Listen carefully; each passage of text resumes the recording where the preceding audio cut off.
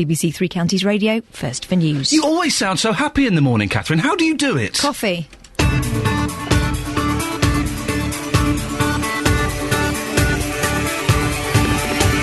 She says coffee. She doesn't make any coffee for anybody else. She's got her own secret stash of the good stuff. Yeah, she's got her own stash of brown, and she doesn't dish it out. Morning, this is Iain Lee, BBC Three Counties Radio. It's just dawned on me, it's Thursday, and that means tomorrow's Friday. That means the day after that is the weekend. How cool is that? We're nearly through the first complete week of January 2013. I had an argument with someone the other day. It's not 2013, it's 2013. No, it's 2013. That's how I would say the year. Anyway, let's not go down that route, shall we? Lots coming up on the show this morning, including... BBC Three Counties investigation reveals how many taxi drivers have been attacked in the last year.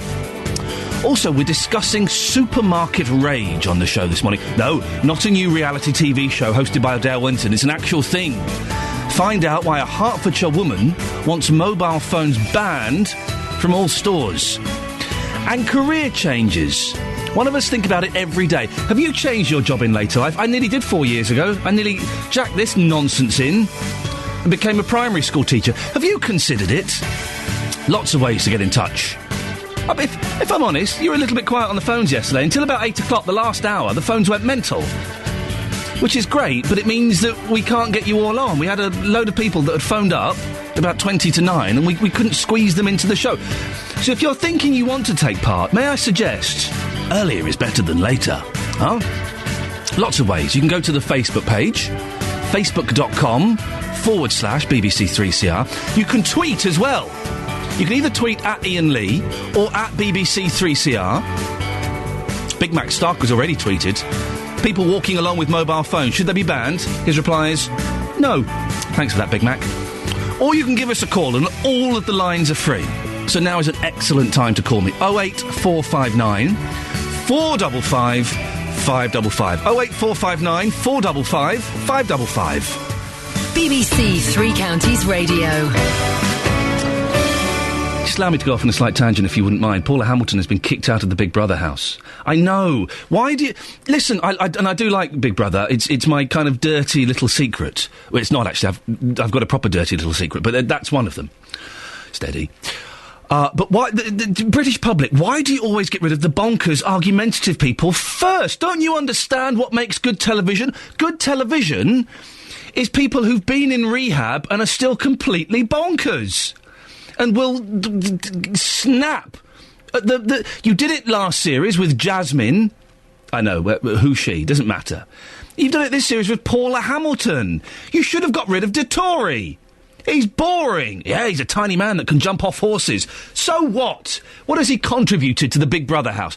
Always happy to talk Big Brother if you want to. 08459 455 555. On a slightly more serious note, we're following this story all this morning. A BBC Three Counties investigation has found that there were over 200 attacks on taxi drivers in Bedfordshire and Hertfordshire last year.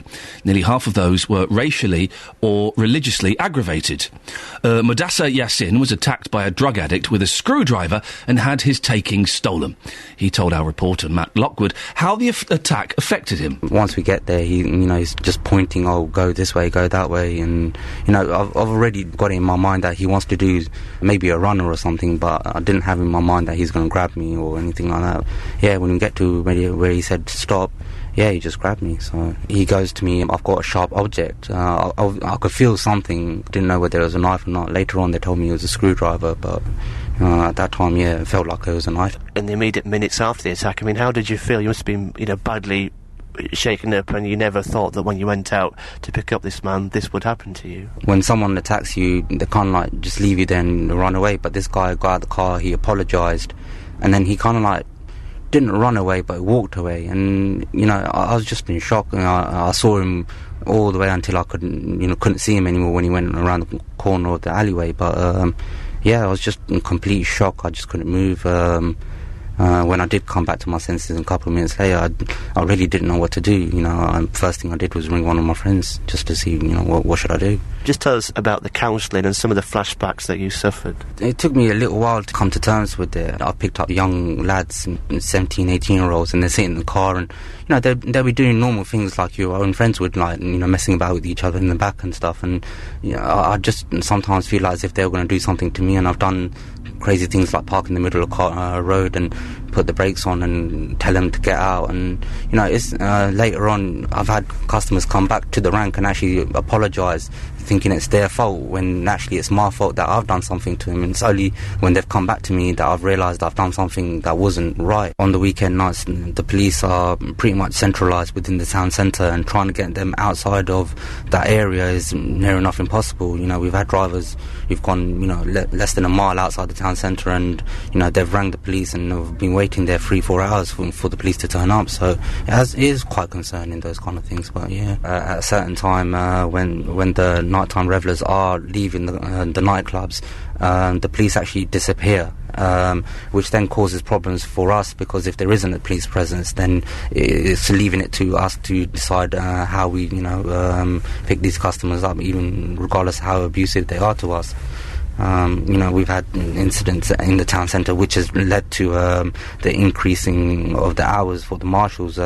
Previously they only were here till 3 o'clock, now they're here till 3:30, where we had an incident around about 3:30 where a customer's trying to get into a vehicle, and he's actually jumped the queue, and when the cab drivers had a word with him about it, he's actually assaulted the driver. So, you know, we have incidents like that happen where, you know, it would be nice for the police to show a bit more of a presence. That's our reporter Matt Lockwood talking to Mudassir Yassin. I guess the question is for you taxi drivers that are listening, and I know we get a lot of taxi drivers listening to this, have you ever been threatened or felt threatened by a passenger? 200 in Beds and Hearts over the last year, attacks. That seems quite a lot. That seems an incredible amount. Taxi drivers, have you been threatened? Have you felt threatened? Have you felt uncomfortable in your own cabs? 08459 455 555. You can hear more on this story on Chet and Patak Show Sunday, 6 o'clock. But let's talk about it now. 08459 455 555. If you're a taxi driver, have you ever been threatened or felt threatened? What's happened to you? How common is this? Speak to you after this. Oh, look, it's him. David Bowie's back, is he? Oh, I'll see. Morning, this is Iain Lee, BBC Three Counties Radio. 08459 455 555. In a minute, we've got a cracking report coming up in a few minutes. A woman who wants mobile phones banned from supermarkets. It sounds a little bit crazy, right? It sounds a bit, what? Mobile phones banned from supermarkets? Is she stupid? But when you hear her reasoning, it kind of makes sense. We'll tell you more in a little bit. Keep listening. Sophie Tyler, BBC Three Counties Radio. Yeah, rep fans. Morning, it's 6:15. Right, so picture the scene, okay? You're walking around the supermarket, and someone bashes into you with their trolley or their basket. It's an half hurt. It's happened to me. The trolley in the thigh. Oh dear, no thank you.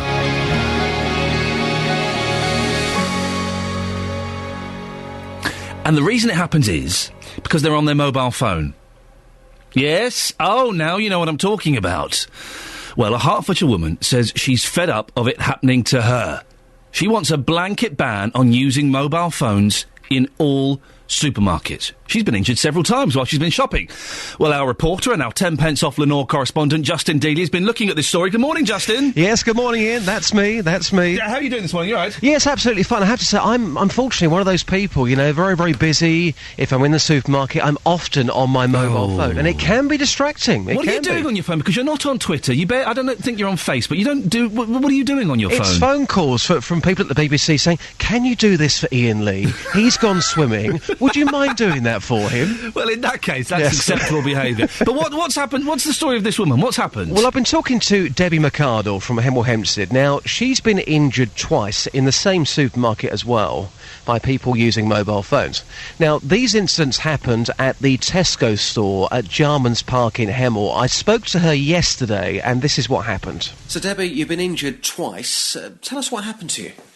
The first time, whilst doing my shopping, a lady trying to just push past wasn't in control of the trolley. She had the mobile phone in her ear and negotiating, pushing the trolley round an aisle with one hand, and she hit me in the back of the ankles.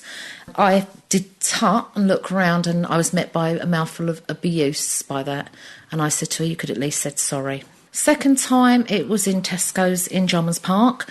Just entering the store, just past the customer service desk, a lady with a toddler and a mobile phone in her ear. She didn't see me, of course, approach her from the back. She turned round and whipped the basket round, and it connected with my right cheekbone. And how bad were those injuries? The painful one was actually the ankle area. The cheekbone one, my hand went up at the same time, so it just slightly connected. It could have been a lot worse, I feel. Spade, you're very angry. You want to see mobile phones in supermarkets banned, and you're not alone. You've had a sneaky look at the accident books. Tell us more about that. Yeah, I have. One of the customer service persons that I spoke to, her daughter was hit in the head. Somebody using the mobile phone that has swung just the basket round, basically, and caught at the side of the head, not concentrating what they're doing while they are shopping because they're so engrossed in the conversations.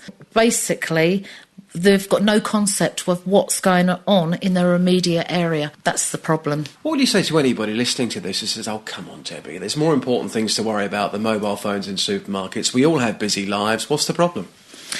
Right, OK, this is a bit of a toughie because it feels like I'm sort of saying that you can't use your mobile phones. Just switch them off when you're doing your shopping because you really are not in control of a conversation and pushing a basket or what's in your immediate area. There's people getting hurt out there. And I really hope it doesn't happen to you. Well, there'll be more from Debbie. I'm going to speak to her live after 7 o'clock. I'm on her side, Justin, although her last line, there's people getting hurt out there. It does sound like some kind of American police drama. But I think, yes, if you're in the supermarket and you're pushing a trolley or you've got a basket that's full of stuff, those are dangerous weapons. She makes a very good point, and nearly everyone that I spoke to yesterday, Iain, well, they actually agree with yourself and Debbie. They would like to see a ban on mobile phones in supermarkets because they say it's dangerous. Some people would say something's got to be done before people are seriously injured, and for some, sadly, that's already happened. The first person that I spoke to in Hemel yesterday was Laura, and she was injured because somebody, like Debbie was saying, was using a mobile phone whilst pushing a trolley. Take a listen to this. Well, Laura, your shopping bags are just going into the back of a taxi right now. Fine. You were actually put into hospital because somebody went into you with their trolley because they were on a mobile phone. See. Tell us what happened. And just swept the trolley and put on the back of my leg, back of my knee. I had to be taken to the A&E, because I couldn't walk. I mean, I'm already disabled because I can't walk properly, as you can see. I've got my stick because I've got a bad back. But it's just gone, shouted at me and gone. So your message would be, for goodness sake, just take it easy because you've been into hospital. Or use your earpiece if you're going to walk and talk, But no, they don't. It's all this new touch thing. They're touching and talking, and sending emails and everything else like that. And it's not right. If you never saw a mobile phone again, that wouldn't bother you, would it? Oh, not the least, I tell you. Not the least. Justin, do you touch and talk? Yes, I do. I've heard that story, yes. I do. And you know what? When you hear those stories from Laura, who's been injured, when you hear those stories from Debbie, it does make you think, because if you're on your phones, everything these days is about mobile phones. Not just about making calls, text messages, emails, you can do the lot. And if you're walking around the supermarket, you got your head down, you got your trolley with you, you are going to go into somebody. There could be a serious accident. Right, when I heard this story yesterday, I kind of thought, it's a bit of light fluff. But the more I look into this, the more I think, right, we're going to start a campaign, Dealey. We're going to ban... no, and this is going to happen. We are going to find a shop that's going to ban mobile phones on our behalf. We're going to be very popular, aren't we? That's what we're going to do. With certain sales reps who need to take calls all the time. Those losers. Yes. Listen, if you run a shop, dear listener, will you jump on board the BBC Three Counties ban mobile phones from your shop campaign. We'll come up with a catchier title, Jesse. I'll We'll leave you come to up with work the on that. title, Yes. but two sides. I mean, other people, you'll hear from some more people later on, but two sides. People saying, yes, it's dangerous, ban them for that, but also people who, quite frankly, and they're being very honest about this, cannot be bothered to listen to other people's conversation about what happened during the lunch break and things like that. They have no interest. If they're doing their shopping, they are there to shop and not listen to boring conversations about what happened. You're earlier. right, and the conversations you get in the supermarket are either, do you want the green milk or the blue milk? Or, I'll be home in 20 minutes. Yeah, people don't want to hear that. No! Justin, listen, excellent stuff as always. We'll speak to you later on. The campaign starts here. We've been looking for a campaign to get behind, and now we've found it. It may not be the biggest campaign in the world, but it counts. Let's ban mobile phones from supermarkets and shops. If you run a shop, are you prepared to jump on board? Will you come and join us? Brothers and sisters out there listening, will you phone us up now? 084, not while you're in a shop. 08459, or defeat the objects. 08459 455 555. Do you run a shop? Are you a manager? Do you own it? Will you join our campaign to ban mobile phones in shops? I would take it a step further. I'd ban them being used in the high street. We had a guy phone up a couple of weeks ago, didn't we, who was upset with the number of people that bump into him because they're looking down at their phones. They're touching and talking and walking.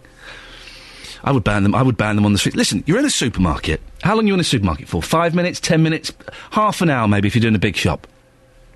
You can go 30 minutes without updating your Facebook status, yeah? Or checking your emails, yeah? You can go that long without it. It starts here, dear listener. It starts here. We are going to get a campaign to find some shops that will ban mobile phones in them. If you're a shopkeeper, be brave, be bold, take the first step. If you step forward, others will follow. I guarantee it. I don't actually guarantee it. 08459 455 555. Or maybe you think this is utter tosh, and of course mobile phones shouldn't be banned from supermarkets. 08459 455 555. Is someone going to be cheeky enough to call me up from a supermarket this morning? Is that what you're going to do? Flicking two fingers at me by standing in the middle of Waitrose or Tesco's or Morrison's and making a phone call? And that's your latest news and sport. More from me at 7 o'clock. Yeah, nice one, thanks. Call 08459 455 555. 08459 455 555. BBC Three Counties Radio.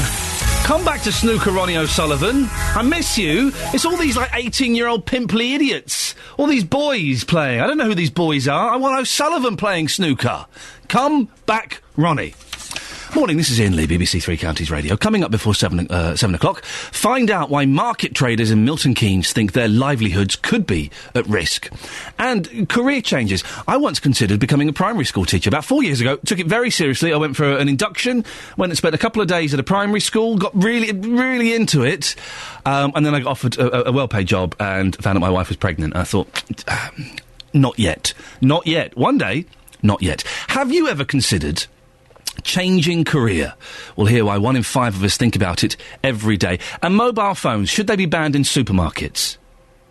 08459 455 555. You can go to Facebook as well, facebook.com/BBC3CR. I'm on there this morning and I'm in a feisty mood. Sparky. I'm sparky today. A little bit spunky. And I'm ready to have an argument on the Facebook page. See you there in a minute. 08459 455 555. Now, have a listen to this, see if you can guess what this is. Save our market. Save our market. Save our market. Save our market. Save our market. Well, that's the sound of market traders in Milton Keynes protesting outside the council last night. They were saying, save our market. They say their livelihoods could be at risk if a proposed department store development gets the go-ahead next month. In a presentation to the full council, the traders expressed their concerns about the Primark development at the Centre MK. Well, political reporter Paul Scoynes was there last night. Morning, Paul. Morning. What is the Primark development? Well, it's Milton Keynes Shopping Centre. It's a Grade 2 listed building, built in the 70s. Is it really? Yeah. I did not know that. Okay, that's a couple of years ago. Right. And part of it is a road through the centre, and that is the sort of slightly controversial aspect of this that has got the market traders and various heritage experts exercised. What the developers want to do is block that in, if you like, and and underneath that bridge is the current market. They want to move the market about 200 metres down the road towards the point, if you know Milton Keynes, and move that from that current site, which has been there for 30 years. So that's sort of what the proposals are. Why are the traders so concerned? Well, they say that the proposed site is going to be around 40% smaller. They say it's going to have worse access than the current site. They say that at the moment there is some weather protection. It's under a bridge. And they say that it will be invisible, because at the moment, as you walk through the city centre, you see the market, but you can't see... Well, not as visible, not to the same extent anyway.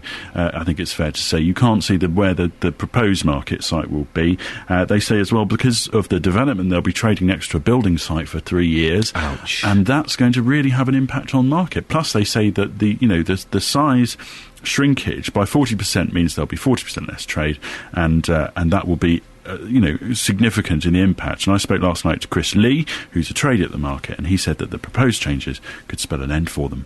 A market like our market has developed over decades, actually, 30 years. You can't just move it lock, stock and barrel and expect it to survive. It just won't. The size of the proposed new site is also a major concern. We're being told it will be 40% less size. 40% less size means 40% less trade. Obviously, the lack of visibility will be less trade as well. Less trade means we just go out of business. Some of us are only just surviving as it is. We live from day to day, and some of us make a living, some of us don't, but we carry on. But if we lose 40%, either the size or trade, that's it, the end. What does Centre MK say? Well, they say that they need to do this development in order to remain competitive. They say they've got increasing competition from around the region and from beyond those regions as well, over towards Cambridgeshire and over towards Oxford. And also Westfield developments in London, they say, are really hitting their business. Whereas in the old days, Milton Keynes used to be a draw. They say it's not so much anymore. Now, the market traders completely dispute this. They say that the figures that for customers that the Centre MK team have put out is completely wrong. They say they have thousands of customers. It's usually a little quieter during the week, they admit, but at weekends they say it's very busy, and they actually claim that they do draw lots of customers to the Centre MK. So there seems to be a little bit of a conflict there, the concerns also come from the heritage bodies in Milton Keynes. We've seen English Heritage already register some concerns about the development as well. Could a Primark really make that much of a difference? Is Primark? It's a good store, but... Well, the Centre MK say they've done some research, and they asked people if they'd like a Primark store in Milton Keynes. And would you? Well, people said yes. I think people are all open to choice, aren't they? A new Primark store did open just down the road from the city centre in the new MK1 development, which is just... Or is it MK2? Sorry, I have not been there. But it's one of the new developments by the stadium, by the football stadium. I know, yep. And this would be a big store, though. This would be one of Primark's flagship stores. It would be their second biggest store outside of London. So what the Centre MK says, they need something like that to bring new punters to the centre. What the traders say, though, is, well, it's a down market, these are their words, a down market department store that is selling very similar goods to what you would get on the market. So what they say is that they should be aiming for a more upmarket store. Not my words, the words of the traders. Words of the traders, of course. When is the decision being made?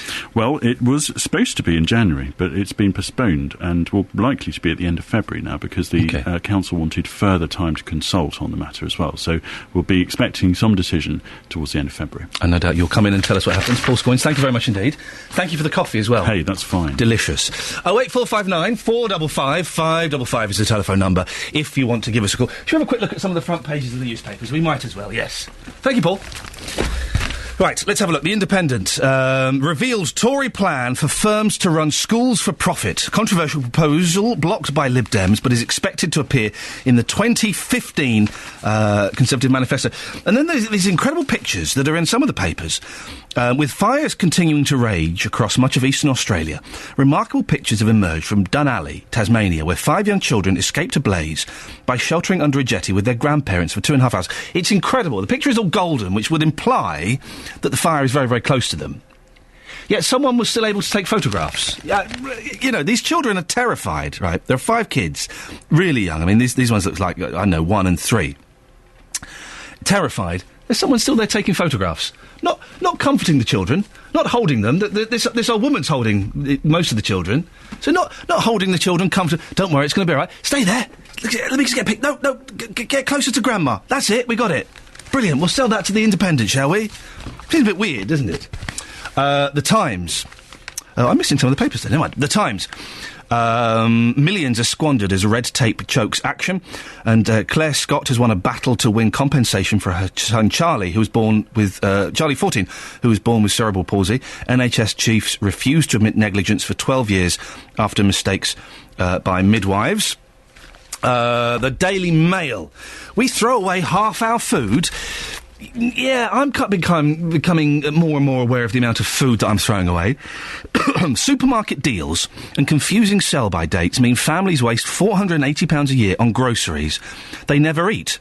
Up to half the food we buy from supermarkets goes in the bin, despite much of it being perfectly edible, a report reveals today. I never trust the best before dates. Except with coleslaw. Coleslaw is the only thing I'm particularly cautious about, because years ago I had some coleslaw and it was fizzy. Yeah, and that's made me a little bit sensitive. But everything else... why does cheese have a best before date? Cheese is mould.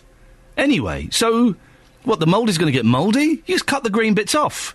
Same with the bread. Just take the green bits out, for goodness sakes. And Andrew Marr was hit by a stroke at the age of 53. I know, incredible. The Daily Express, snow chaos to cripple Britain. And there's Len Goodman on a bicycle. What else we got? The Express. Jim Davison, I'm no Jimmy. There we go. Let's get the latest weather with Elizabeth Rossini.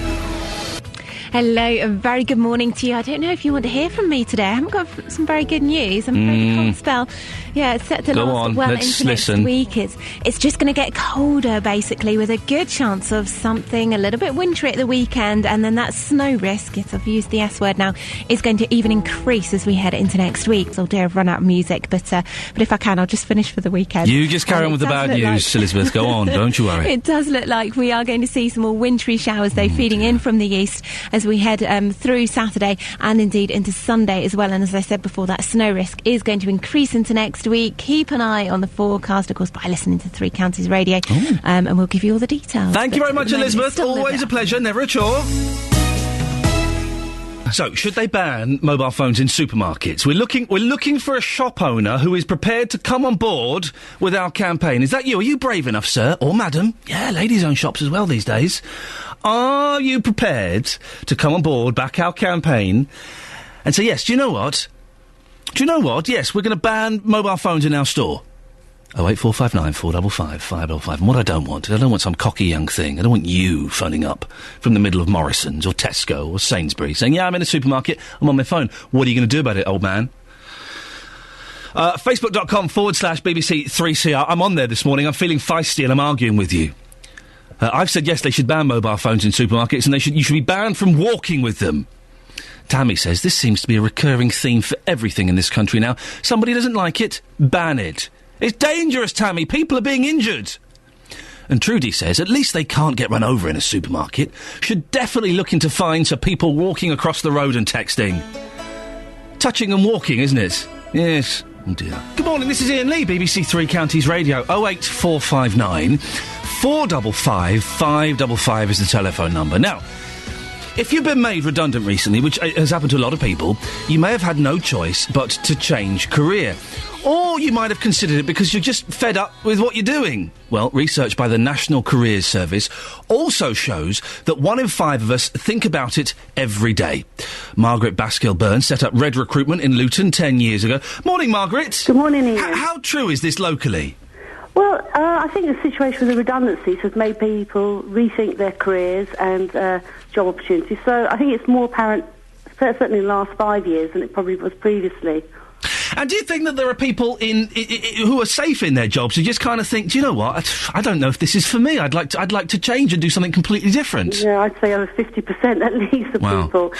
We've all wandered into careers guided by our peers or what was current at that time, and then find 5 years down the road that it's not actually the career I want. But it's not forever, and you can change your careers. And what age people are we talking about? Is it kind of people in their 20s who, you say, a few years into doing a career go, this isn't for me? Or is it people a bit older who think, I may have wasted my entire life doing this?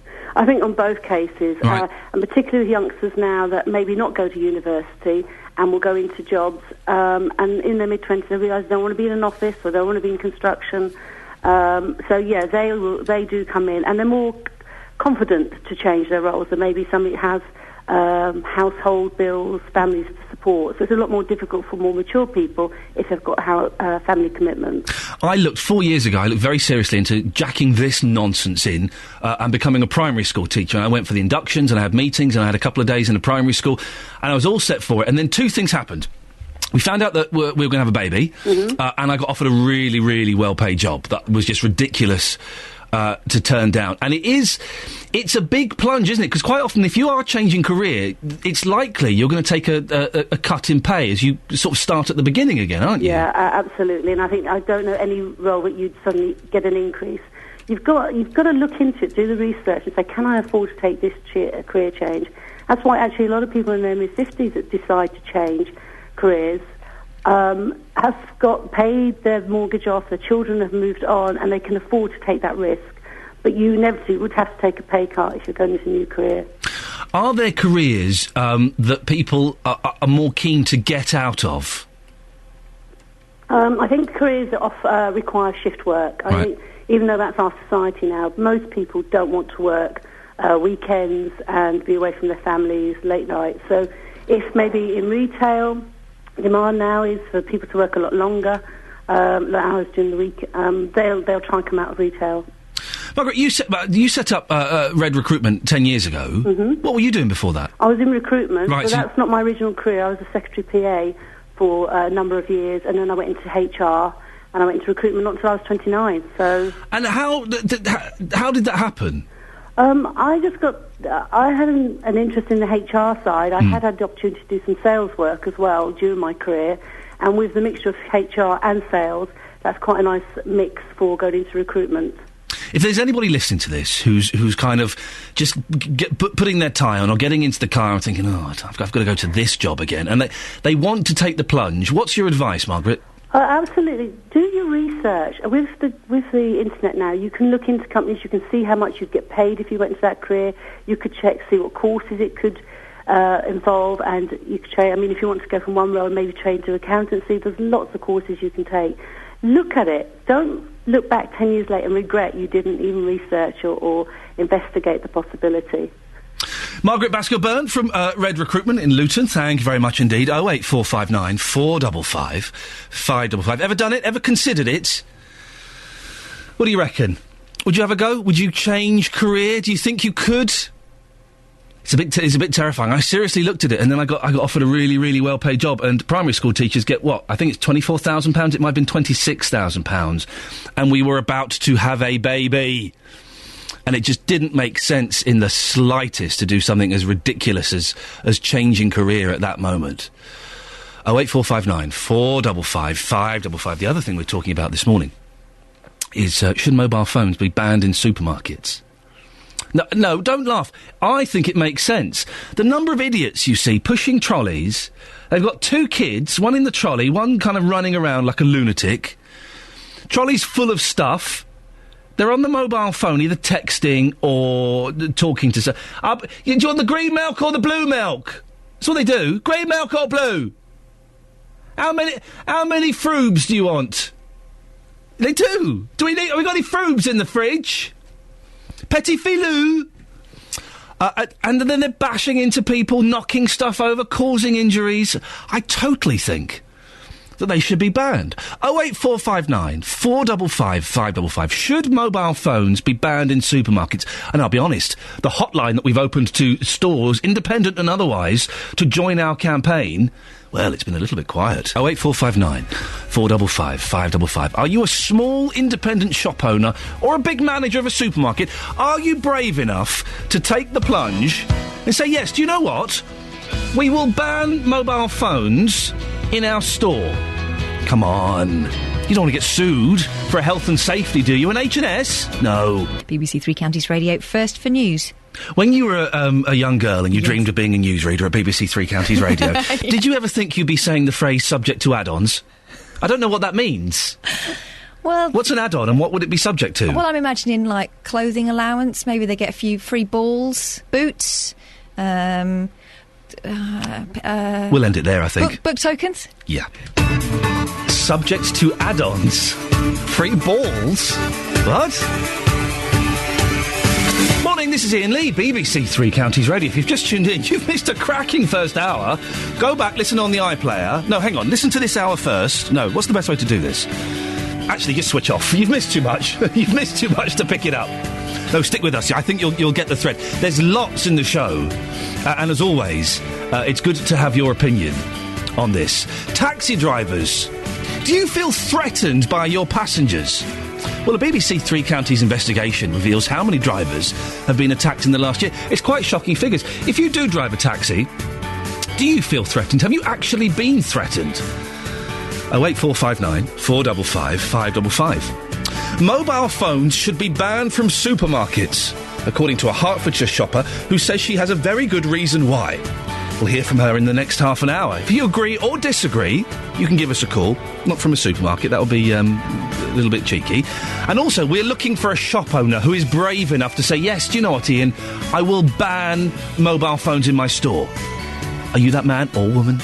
08459 455 555. And MPs are warning that would-be councillors are being deterred from standing for election because they're not given enough money. Do you think their allowance should be increased? We'll give more numbers and facts and figures around that a bit later on. You can go to the Facebook page where I'm arguing with people at the moment, facebook.com/BBC3CR. You can send us a text. 81333, 81333, starting your text 3CR. Or, and look, we've got two lines free. Now's an excellent time to give us a call. We got loads of phone calls yesterday. They were all in the last hour of the show, which meant that a lot of you couldn't get on. If you call in now, I'll guarantee you'll get on if you've got a good point to make. 08459 455 555. BBC Three Counties Radio.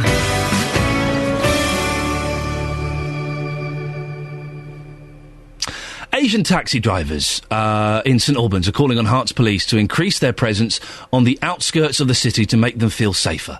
It's after a BBC Three Counties investigation revealed that there were over 200 attacks on cabbies in Beds and Herts last year. Nearly 50% of those were deemed to be religiously or racially aggravated.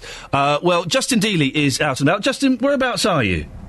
Yes, thank you, Ian. I'm just live at the moment at St Albans. I'm at the taxi rank here, which is pretty busy, even for this time of the morning. I'm here with Mohammed Khan. He's the chairman of the St Albans Hackney Carriage Association. We've heard the introduction there from Ian. You want more protection from the police. Tell us what you want the police to do for you. We would like the police to respond more quickly when it's a call from a taxi driver, rather than being relaxed all about it and taking over half an hour to get to the driver. Why do you think that is? Why do you think the police are letting you and other taxi drivers down? Is there a thought process behind this at all? I think they just don't prioritise us, probably, for some reason, whatever it is. Taxi drivers all over the country are not prioritised in any way whatsoever. Yeah. So you want them to take that seriously. Racism. You don't work nights. Is that because you've been racially abused in the past? Yes, I have. Quite often. Back in those days, there was a hell of a problem. So I haven't worked nights for the last 7 to 10 years. And what's it like? I'm trying to get my head round this. If I was a taxi driver and I was out just doing my job, trying to earn a decent living, and somebody was racially abusing me, I don't know how I would feel. When it's happened, how has that made you feel? Horrible. It gives you this thought that there are people out here who still don't take you as a British person. And I feel that's what we are. We are doing a job for the society here as a whole. And we should be treated the same as anyone else, rather than... I can tell you an incident that occurred on the town rank over a fare, when a guy was told this is how much it's going to be. He kept going back and he started abusing everybody racially. What do? And nobody takes any notice of it at all. I mean, if somebody racially abused you today, would you even report that to the police? Because you're thinking they wouldn't take this seriously. Would you even bother? No, I wouldn't, because it's just a waste of time. I mean, how ridiculous is that? It's the year 2013. If somebody is racially abusing you, you wouldn't even report it because you think, well, they don't care. I think it's terrible because we as a society now are all integrated. We're all British, and yes, of course, it hurts very much. But to know that nobody's going to take any notice of it, it hurts even more. So you just take it in your stride and get on with it. We keep on hearing about more and more attacks on taxi drivers like yourself. Now, you don't work nights, so it hasn't happened for quite some time, but somebody did pull a knife out on you. Tell us what happened there. Yes, it was late at night, picked up from the Batchwood Hall and taken them round the back of St Albans somewhere. And it's been a long time, I can't remember the full incident. And yes, he pulled a knife out on me to ask me for money, to rob me. But of course, you know, we have to put up a fight now and then. And so you never gave him the money? Yeah, he basically ran away, you know, and I didn't give him the money. So, yes, I have, and since then I haven't worked nights at all, and I did not report that neither because of the fact that I wasn't going to get anywhere, especially in those days. You see, I find this incredible, and your story's not alone here. You're telling me, we're here on the taxi rank this morning, pretty much every single taxi driver has got a story about being robbed or attacked or threatened. They've all got stories, and they're not being taken seriously. Can I tell you that we actually get the police and the stewards here passing on all these undesirables who they want to get off their hands. They pass it on to the taxi driver, and the poor soul has to deal with them on his own at the other end. And nobody cares about the driver, what he will have to go through. And the least they can do is get their fare for them before they throw them in the cab. But no, they want to get them off their hand, get them in the cabbie. The cabbie is too afraid to question because it's the police on the other side, and they don't want any repercussions by way of losing their licence. So they just take them and then take the repercussions on the other end, and then the police are not there for them. OK, just lastly, I want to know what you get from doing this job, because from what you just told me there, I would never ever want to be a taxi driver. Why would you want to be a taxi driver, and what do you get from this job, Mohammed? Well, at the moment, I don't get very much by way of, wages, because there's hardly any work, too many taxis. And, yes, I do the day shift, so I take the old ladies home now. And I feel I'm doing a service for the old ladies who need us here and get them home safely and securely. And thank you very much indeed for your time. Thank you. Much appreciated. Incredible, that, I have to say. That was Mohammed Khan, who's the chairman of the St Albans Hackney Carriage Association. You've heard it all there. Why you'd want to be a taxi driver, I don't know, but they're saying we're just trying to make a living, and for goodness sake, when we report something, take it seriously, because this is only going to get worse. Justin, incredible. Thank you very much for that. Well, the story that prompted our investigation here at BBC Three Counties Radio was the story of Mudassir Yassin. He was attacked with a screwdriver, and his experience means he's too scared to work nights anymore. He spoke to our reporter Matt Lockwood and told him more about what happened. Once we get there, he's just pointing, oh, go this way, go that way, and I've already got it in my mind that he wants to do maybe a runner or something, but I didn't have in my mind that he's going to grab me or anything like that.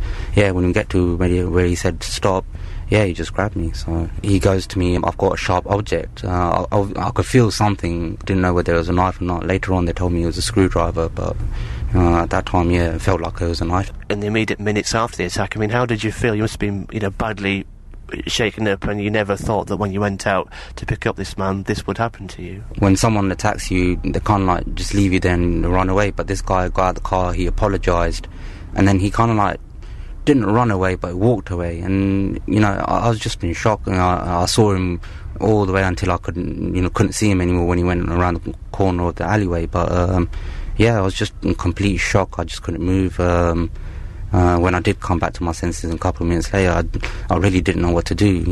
First thing I did was ring one of my friends just to see, what should I do. Just tell us about the counselling and some of the flashbacks that you suffered. It took me a little while to come to terms with it. I picked up young lads, 17, 18-year-olds, and they're sitting in the car, and they'll be doing normal things like your own friends would, messing about with each other in the back and stuff. And I just sometimes feel like as if they were going to do something to me, and I've done crazy things like park in the middle of a road and put the brakes on and tell them to get out. And it's later on I've had customers come back to the rank and actually apologise, thinking it's their fault when actually it's my fault that I've done something to them. And it's only when they've come back to me that I've realised I've done something that wasn't right. On the weekend nights, the police are pretty much centralised within the town centre, and trying to get them outside of that area is near enough impossible. We've had drivers who've gone less than a mile outside the town centre, and they've rang the police and have been waiting there 3-4 hours for the police to turn up. So it is quite concerning, those kind of things. But at a certain time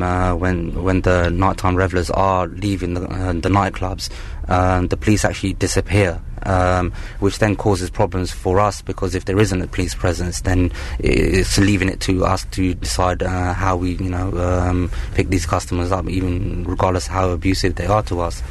We've had incidents in the town centre which has led to the increasing of the hours for the marshals. Previously they only were here till 3 o'clock, now they're here till 3:30, where we had an incident around about 3:30 where a customer's trying to get into a vehicle, and he's actually jumped the queue, and when the cab drivers had a word with him about it, he's actually assaulted the driver. So we have incidents like that happen where it would be nice for the police to show a bit more of a presence. Are you a cabbie, minicab driver? Does this ring true to you? Have you been threatened in your cab, or felt threatened by intimidating behaviour? 08459 455 555. Would love to hear your story on this. It's amazing what can happen. Cab driver just doing his job and someone pulls out a weapon, or someone gets a bit funny, or does a runner, or loads of things. It must be weird working where you have strangers sat behind you within grasping range. I'd feel very uncomfortable. Sophie Tyler, BBC, Three Counties Radio. Tyler, you got a second? Yes. Just a little bit shocked by something you've posted on Twitter. I'll tell you why. I'm wearing smart shoes. I often do. I'm a smart man. And Kelly Betts on my team has taken a picture of my smart shoes and my socks. And yes, those trousers do fit me. I'm just lifting them up so you get a better view. And that's been posted on Twitter and on Facebook. And then you've replied, quote, "I'm not sure why, but the socks and shoes combo reminds me of Toad of Toad Hall." Well, God, I sound a lot like Keith Lemon. You do a little bit, yes. I don't know if you've ever listened to a recording of your voice. It's a terribly husky thing. You do sound like a bloke. But why Toad of Toad Hall, Sophie? I'll find you a picture and I'll show you. They look great, though. But I will show you and you'll go, oh, she might have a point there. Could you find me a picture? It's going to be like the Chalk Farm situation all over again. Isn't it just? So, find me a picture. Sophie Tyler, thank you very much. I don't know why I gave Sophie a northern accent. She obviously doesn't have one, but she's got a husky voice. I think you'd agree with that, wouldn't you, dear listener? Now, Nick Coffer is welcoming financial expert Rory Joseph onto his show from 12 in the Advice Clinic. He'll be answering any questions you have about savings, mortgages, pensions, inheritances. You can call later with your questions, or you can send him an email now. nick@bbc.co.uk. Put your phone number in and you might get to speak to Nick Coffer later on. Now, just imagine the scene, okay? You're in the supermarket, looking around. Where's the extra mature... Ow! Bang! Someone bashes into you with their trolley or their basket. And to make it all the more frustrating, it's because they're on their mobile phone. Well, a Hertfordshire woman says she is fed up of it happening to her. She wants a blanket ban on using mobile phones in all supermarkets. She's been injured several times whilst out shopping. Debbie McArdle from Hemel Hempstead says people aren't paying enough attention. She joins us now to tell us her story. Good morning, Debbie. Hello, good morning. Tell us what happened to you. I've received a couple of injuries whilst doing my shopping. First, I was hit in the back of the sort of ankle area by somebody that was so engrossed in their conversation that they just didn't stop, basically. That time it was actually my fault for not moving too fast, and I had a mouthful of abuse, which I found very rude. You got abuse? Yeah, because I was in the way, basically. Oh, look at you, Debbie, getting in the way of people who aren't looking where they're going. Yeah, exactly. What did you say? When I'm assuming it was a woman, when she gave you a mouthful of abuse, what did you say? Actually, you went into me. The word is, I'm sorry. And she just looked sort of totally vague. Yeah. Put a mobile back to her ear and carried on. Oh, dear. What was the second incident? Second incident, I was walking into the shop and a lady had a small child in one hand, mobile phone in the other hand.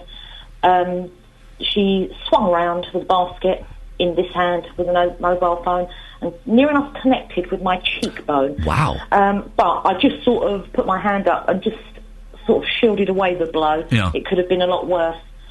She did offer an apology. Well, that's something. You know, but it's increasingly happening near enough all the while you go shopping. And it's a pain. What are you doing, Debbie, to prevent mobile usage in supermarkets? I've contacted the 3 major sort of supermarkets in the area, which is Asda, Tesco's and Sainsbury's. And what have they said? Tesco's manager was quite sort of, I don't know what we can do about this, whatever, and he wasn't really willing to talk, and he was more sort of, well, you know, mobile things are used constantly. Yeah. Yeah, fine, they are. I'm a mobile user, but I don't use it going round a shop when then I've got no concept of what's going on in my immediate area. And this is where it's going wrong. We this morning, Debbie, listen, I am totally on your side, okay? And I would ban them in supermarkets. I think they're a pain. You can go 15, 20, 30 minutes without making a phone call or checking your email, surely. We have put the call out there this morning. We have asked any shopkeepers, big supermarkets or tiny independent grocers to come and support this campaign and say, yes, they will ban mobile phones in their shops, and nobody's got back in touch. I'm guessing that the shopkeepers are worried that if they do something as bold and as brave as this, they might lose customers. I can see that, but I actually visited a shop, not in Hemel, yesterday in Tring, and she had a sign clearly on there in a florist, please do not use your mobile phone. Did she really? I went, great.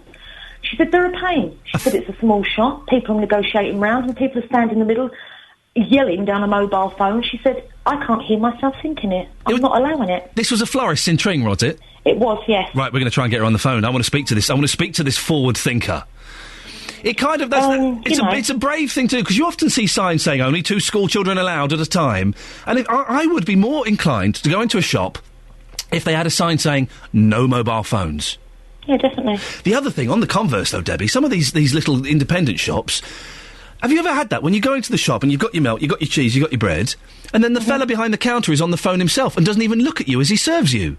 Yeah, that's happened on quite a few occasions. I hate that. I think it's rude. Put your phone down and talk to me. I'm a customer. You can speak to your mum or wherever it is later on. Yeah.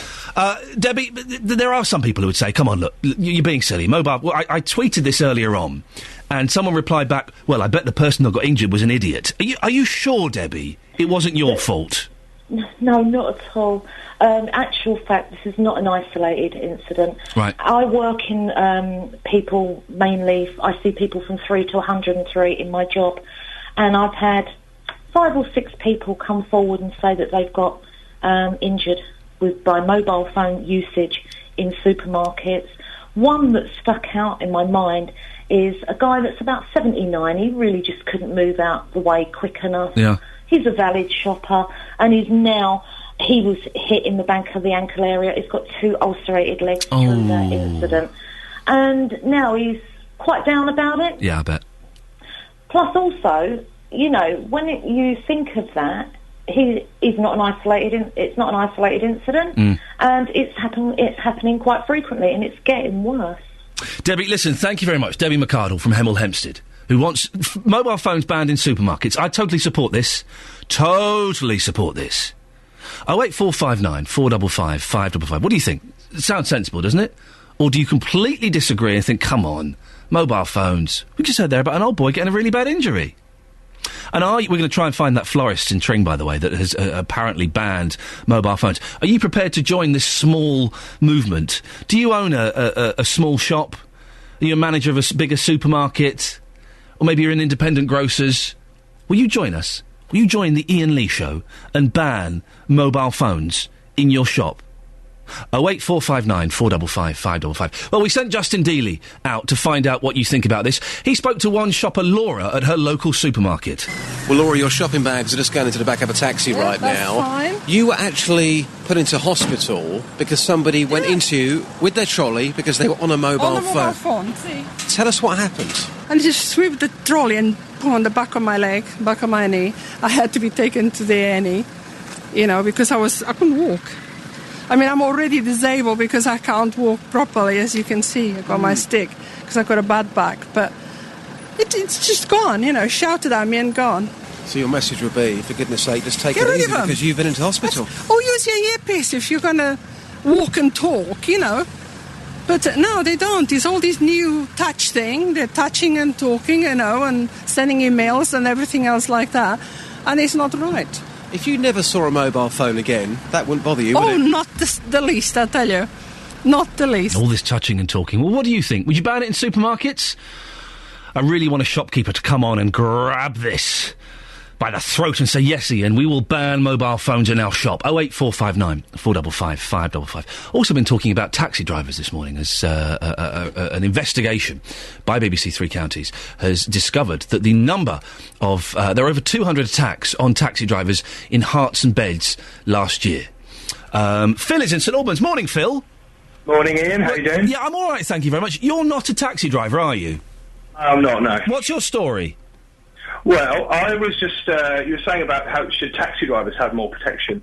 I think also the passengers also need to be looked at to have more protection as well. Oh, go on, what happened? Last year, my girlfriend was propositioned by a taxi driver late at night when he was taking her home, and made, sexual advances towards her. Oh. She wasn't drunk in any way, but she was so scared that she jumped out of the taxi in the middle of the town. Oh. And we reported it to the police, but they said they'd had several similar complaints, but nothing's ever been done about it, and the guy was never found. So what was he saying? Look, if you let me do this, this and this, I'll let you off your fare? Was it that kind of thing? So she ran home, this was about 12:30 at night. I basically then went out looking for the taxi driver, stopped at the Esso, bought myself a can of cat food, a couple of plastic bags, wrapped it in that was going to be what I was going to hit him with. Phil! Went looking for him, and never found him, reported it to the police, and she's frightened to death for taking taxis. Phil, well, listen, that's terrible what happened to your partner, of course it's awful, but you're lucky you didn't find him, because you'd have gone to prison. You can't whack a taxi driver over the head with a couple of cans of cat food. Well, the cat food it's better to take a cat food than a cricket bat, so... Oh, Phil. At least I could say I was stopping out for some cat food, you know? You don't want to mess with Phil and Phil's girlfriend. Phil, listen, we can't condone... I can understand why you'd be angry, and why you'd be physically angry, but I can't condone that. And you're lucky you didn't find it, Phil, because you would have got banged up for that. And you don't want that at all. Iain is in Luton. Morning, Iain. Yeah? Yeah, what have you called him for?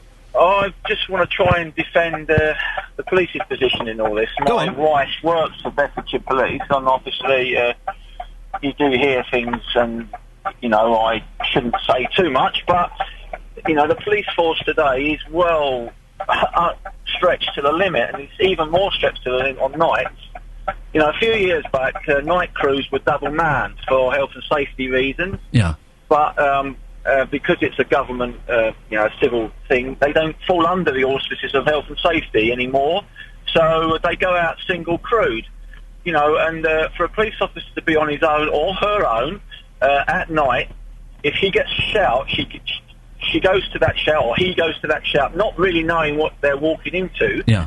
It's not all roses being a police You're referring, just to join the dots here, you're referring to, we spoke to a cab driver earlier on who says that the police pass people on to them that they can't deal with them. And what, you're saying that it's just as bad and as dangerous for the police officers that are out there? Yeah, also, and obviously, while I'm not condoning taxi drivers being beaten up, crikey, but unfortunately, in today's society, if you work at night on your own and you carry cash, then you are a little bit of a target. I'm not saying that it's right, but that's a fact. So you're saying your missus is a police officer, and she goes out on her own at night time sometimes to deal with stuff? Yeah, but they have to go out single crewed, okay, because they've not got the resources. So may I suggest that the Asian taxi drivers, or whoever you want to call yourselves, instead of, knocking the police force, why don't they get onto their new police and crime commissioner and complain to them instead of complaining about the fact that they don't get a good service from the police? Well, but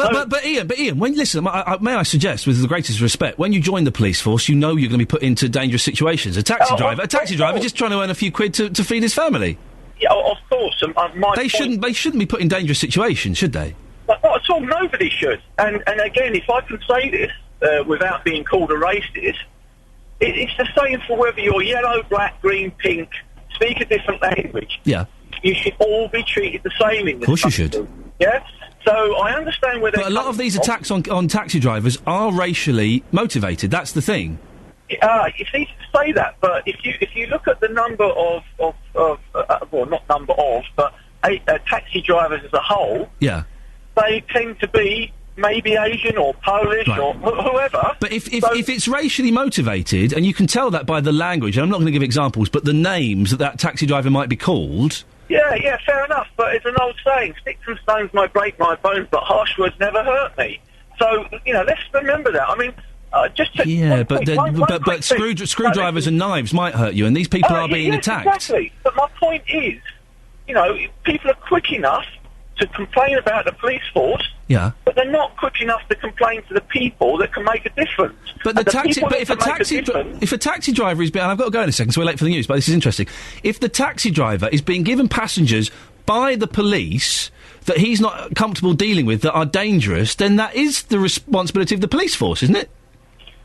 Why should the taxi driver complain to the police commissioner when it's the police that are at fault? It's not the fault of the police. They don't have the resources, do they? But then why should the taxi... But listen, if you're with the police, you know there are chances you're going to get put in dangerous situations. That's part of what you sign up for. If you're a cab driver, whatever colour you are, you shouldn't be getting threatened and verbally abused and have knives put to your throat. I said earlier, we should all be treated the same. We should. OK, we'll end it there, Iain. I'm slightly confused by your point, but thank you very much for making it. I appreciate it. 08459 455 555. Right, Sophie Tyler, she's found the picture of me looking like the Toad of Toad Hall. I don't quite get it, but we'll listen to her travel report, shall we? Sophie Tyler, BBC, Three Counties Radio. Sophie, thank you very much indeed. We're a little bit late, so let's go straight to the news, with Catherine Boyle. Call 08459 455 555. 08459 455 555. BBC Three Counties Radio. Morning. Lots to fit in before 8 o'clock, including find out what's being done to bring empty homes back to use in Bedfordshire, and should councillors be given more in allowances. We'll talk about that in the next few minutes. Now, we've been talking about housing all this week and the pressures on councils in Beds, Herts and Bucks to provide homes for everyone who needs them. One of the solutions is to bring empty homes back into use. A house in Lindsley, which has stood empty for 13 years, has now got new owners. Christine and Jeff Harrison were able to use an empty homes loan from Central Bedfordshire Council to restore it. It's the first time the council have issued a loan for a privately owned home. Our reporter Tony Fisher has been to visit the house and spoke to Christine, who'd lived next door to the empty property for years. Christine, we're standing in your kitchen here in Salisbury, in Lindslade. The kitchen is finished, but everywhere else there's work going on around you. So you've only moved in fairly recently? We actually only moved in August, but we actually purchased this house 2 years ago, so we've been working on it. It's been an ongoing process, but we're actually getting to the point where we can see light at the end of the tunnel now. So you've seen this house decay in front of you, as it were. And then you decided, right, we're gonna buy it because it was a bit bigger, and you thought you could do something with it.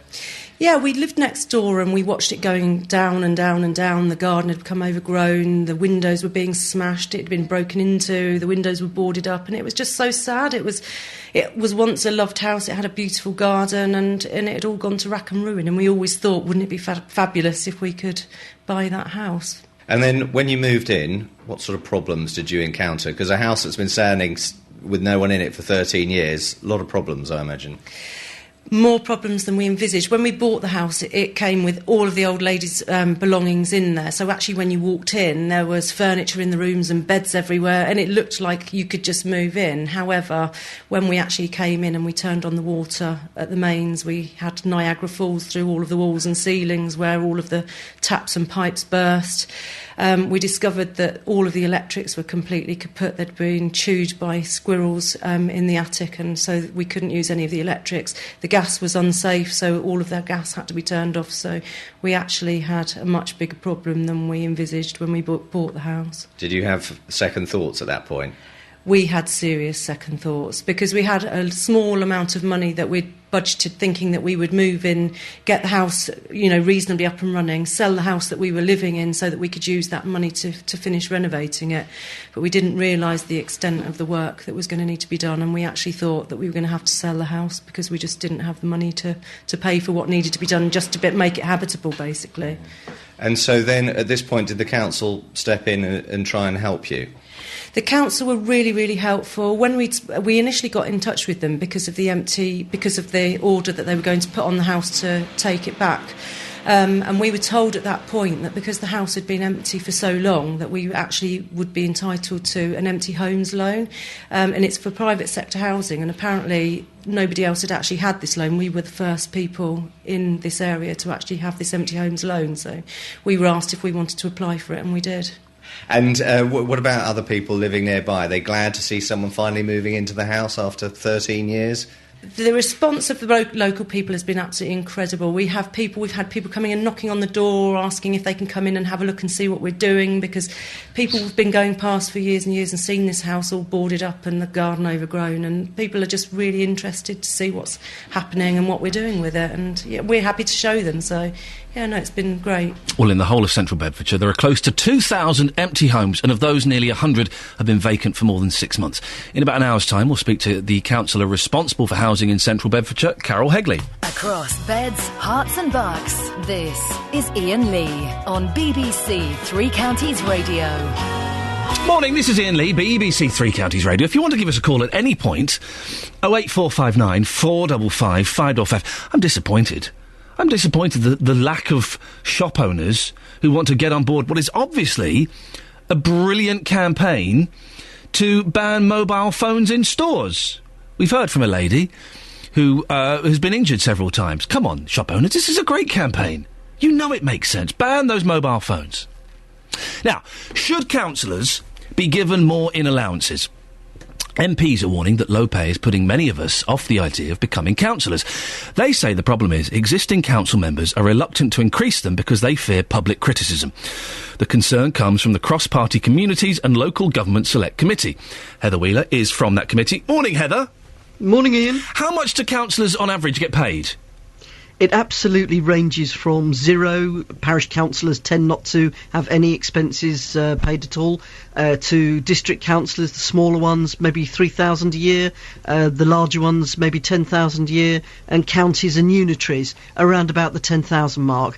Obviously, people who are cabinet members or chairmen of committees or leaders get paid more on top of that as a special allowance on top, and petrol money and that sort of stuff. And it is an allowance, isn't it? Because most councillors, I'd imagine, would have, in inverted commas, proper job.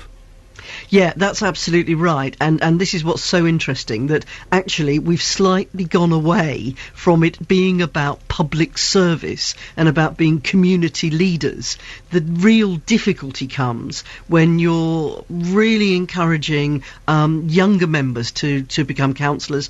You know, the person in their 30s who's just really motoring with a job, they've got a young family, and it comes a bit of a career-limiting move. So, you know, the employers are not that keen. They say, well, you can do it, but either that's the end of your career, in which case you need to build up something else and cover those costs, but also, actually, part of the report is really encouraging employers to understand what a fantastic thing it would be and how proud they ought to be to have a councillor as an employee and to give them the time off. And, you know, it's generally accepted that employers will give 28 days for somebody to be a JP. Well, it really ought to be something similar to that for a councillor, and it ought not to be career limiting. If councillors are paid more money, doesn't that kind of lose the reason why people become councillors? They become councillors because they're public spirited and they want to help their community and make their community a better place. If suddenly sums of money are being bandied around, doesn't that detract from that slightly? Yeah, I mean, actually, I agree with you. And funnily enough, you know, this is one paragraph out of 73 paragraphs in the report. The whole of the skew of the report is exactly as you say. And my personal opinion is absolutely, it's about public service. It's about getting back in touch with your community. You've got particular skills, and it really, in my opinion, ought to be a part-time arrangement. This is your spare time that you're doing this. So some councillors do 4 hours a week, some councillors do 15 hours a week, and obviously if you're a cabinet member or you're a leader, you're going to do a lot more. So those special allowances ought to take that into account. But as your community leader, your backbench councillor, the time is what you make of it. Have you come across people who are put off because of the lack of money? Well, the really hilarious thing is that when we were looking to get 36 candidates running for the election back in 2011 in South Derbyshire, most people didn't even realise that they actually got any allowances. Right. It came as a very happy surprise to them. Oh, that's nice. So it isn't the number one issue. It absolutely isn't. And is it? You're I'm assuming you're trying to attract younger people. Is that the problem? It's mainly older people. Well, it really is quite interesting. I mean, again, you know, Luton, I appreciate it's a long way from South Derbyshire, yes. But, you know, in the old days, our council meetings used to start at 3 o'clock because the lads finished at the pit at 2 o'clock, were in the pit baths, and then went down the council. Oh. Well, as it happens, as a young mum, it suited me brilliantly to have council meetings at 3 o'clock because my little one was able to go off and have a play date, and she didn't really even notice that mum wasn't around. You know, we'd finish at 5:30, 6 o'clock, I'd go along and pick her up, and she was as happy as Larry. But other people, you know, if you're trying to do a job or you're running a shop or something like that, you know, obviously it's incredibly difficult to get out during the day. Most councils now, district councils tend to meet in the evenings. One of the district councils meets on a Saturday, which I think is quite innovative. Oh, I wouldn't like that, Heather. Oh, I wouldn't want to give up my Saturdays.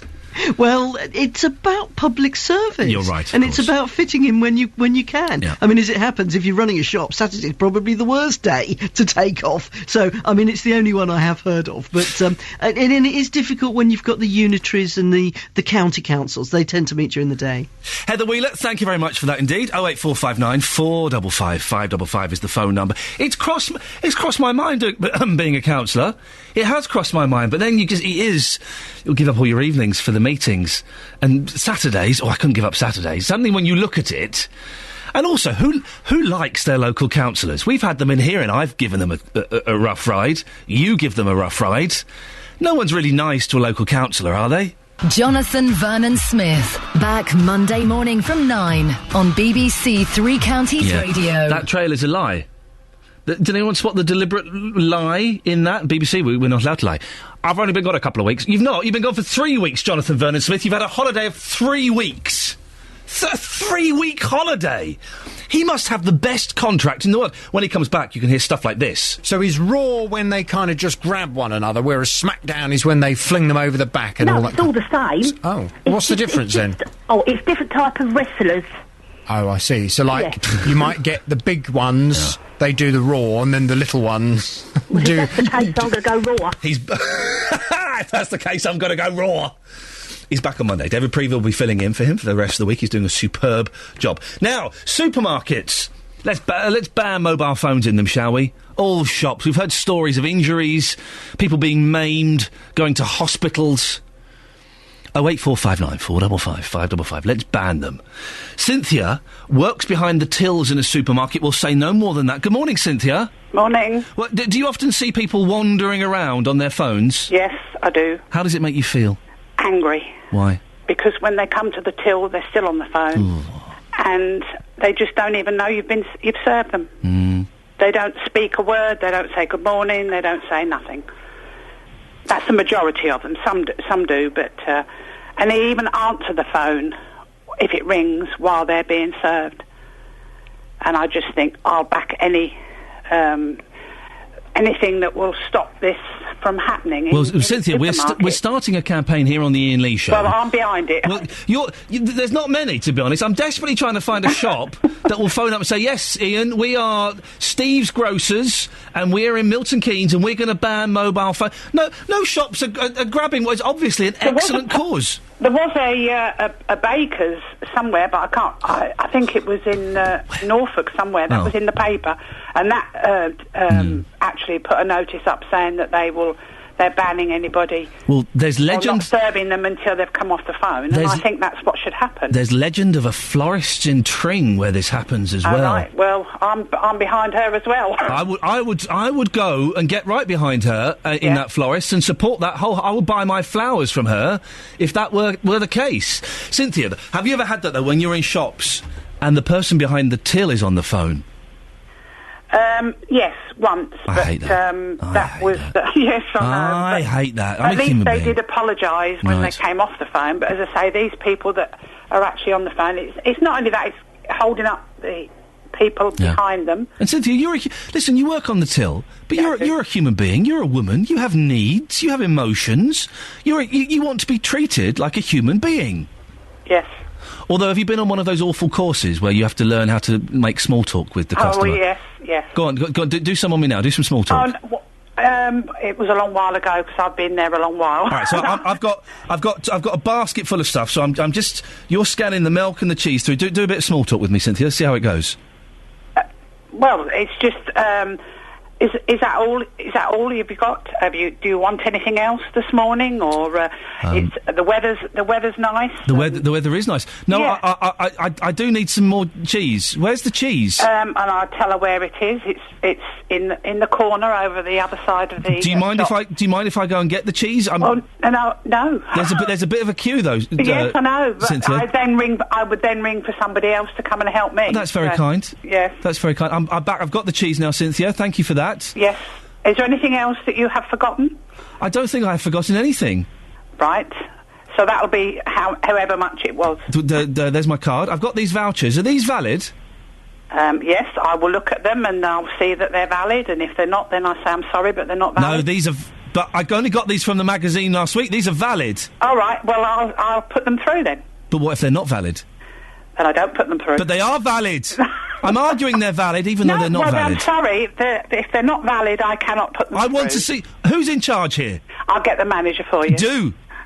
So I get the manager. Okay. So would you be the man? Hang on a minute, Andy.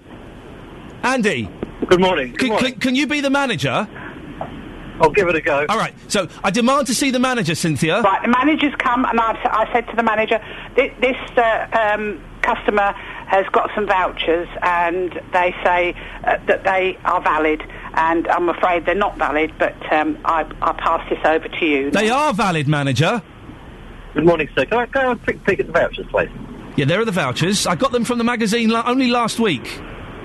Yeah, unfortunately, if you'd like to look at the bottom, sir, they are actually out of date. Well, then what are they doing in a magazine?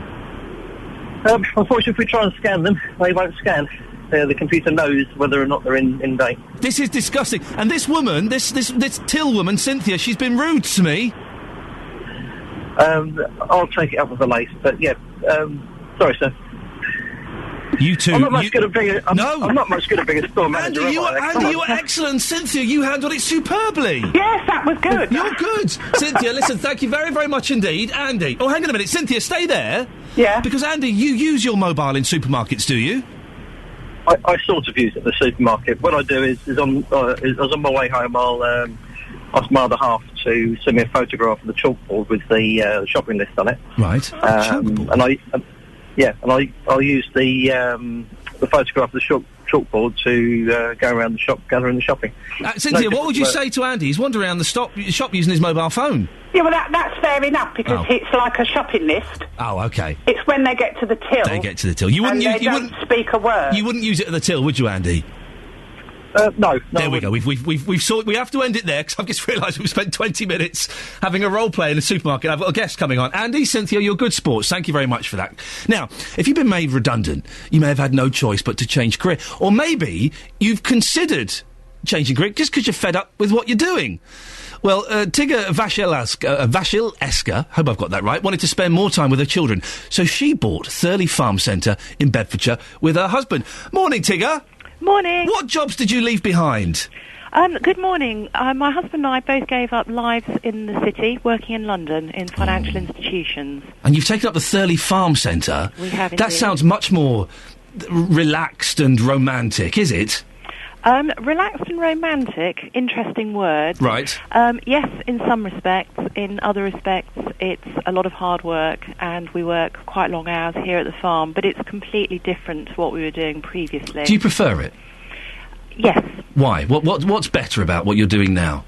It's fair to say that we've been doing this for about 9-10 years. We're into our 10th year now, and the transition was huge to what we were doing previously. I bet.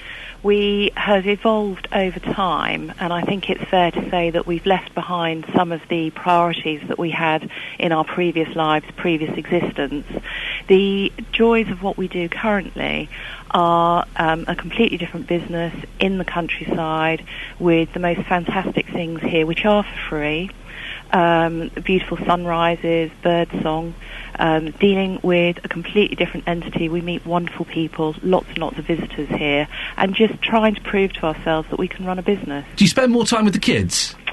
It's an interesting answer, that one. Ironically, what we do, we are busier at the weekends and during the holidays, which should be precious time with our children. Yeah. And in all fairness, we hadn't necessarily anticipated that when we took on our lifestyle change. That said, we are a very close-knit family. We work, our children quite often get involved with us here in the business, and I think it's helped them develop a fantastic work ethic. Tigger, if someone is considering a career change, but they're maybe a little bit anxious, what would you say to them? I would advise them to do research before thinking about doing a career change. Definitely do possibly a little bit more research than we undertook at the time. Right, okay. But I would certainly say go for it, and if you have a desire to do it, try and prove that you can do it, because we certainly have very much enjoyed what we're doing. Well, good for you. Well done. That's Tigger Vashaleska, who quit her job in the city. Her and her husband quit their jobs, bought Thurley Farm Centre in Bedfordshire, and it would appear they're living the dream. They're working hard. It's hard work. Of course it is. It's a farm centre. Tigger, thank you very much. Fascinating.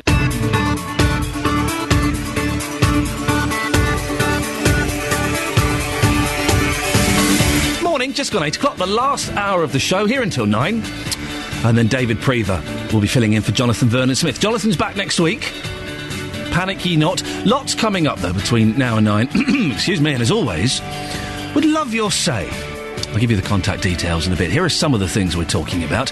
A BBC Three Counties investigation reveals how many taxi drivers have been attacked in the last year. The figures are quite shocking. We're also discussing supermarket rage on the show this morning. A Hertfordshire woman wants mobile phones banned from all stores because she's been injured by shoppers who are distracted by them. Do you agree with her? And should councillors get more money in their allowances? A government report today reveals difficulties attracting potential politicians who are younger, women and from ethnic minorities. If you want to get in touch, facebook.com/BBC3CR. It's kicking off on there this morning, if I'm honest.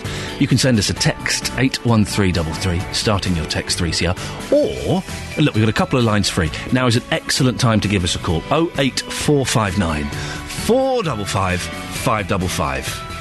BBC Three Counties Radio. Asian taxi drivers in St Albans are calling on Herts Police to increase their presence on the outskirts of the city to make them feel safer. It's after a BBC Three Counties investigation revealed that there were over 200 attacks on cabbies and beds and Herts last year. Nearly 50% of those were deemed to be religiously or racially aggravated. Well, BBC Three Counties reporter Justin Dealey has spent the morning at the taxi rank in St Albans. He's been speaking to taxi driver Dario Rodriguez. Well, Dario, like many taxi drivers here in St Albans, you have been attacked, you were bleeding. Tell us exactly what happened. I picked three guys from the town rank and took them to Salban's Lane. When I dropped them, they come around the car, through my side of the wind, they punched me, and even they stole my key. They grabbed the key of the car, they pulled it out and ran. I called the police, and the police took, probably I would say, they asked me if I want ambulance. I didn't need ambulance because, it was the bleeding was not that bad.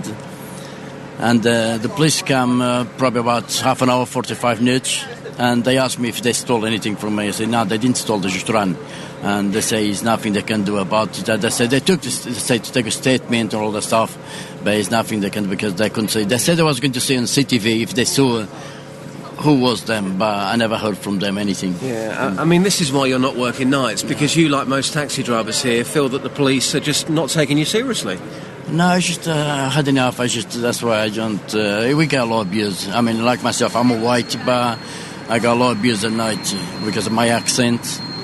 People they start calling me foreigners, and they get really abusing. They get really abusing. Well, Mudassir Yassin was attacked by a drug addict who threatened him with a screwdriver. He joins me now. Good morning, Mudassir. Hi, good morning. Tell me what happened. It sounds an incredible story.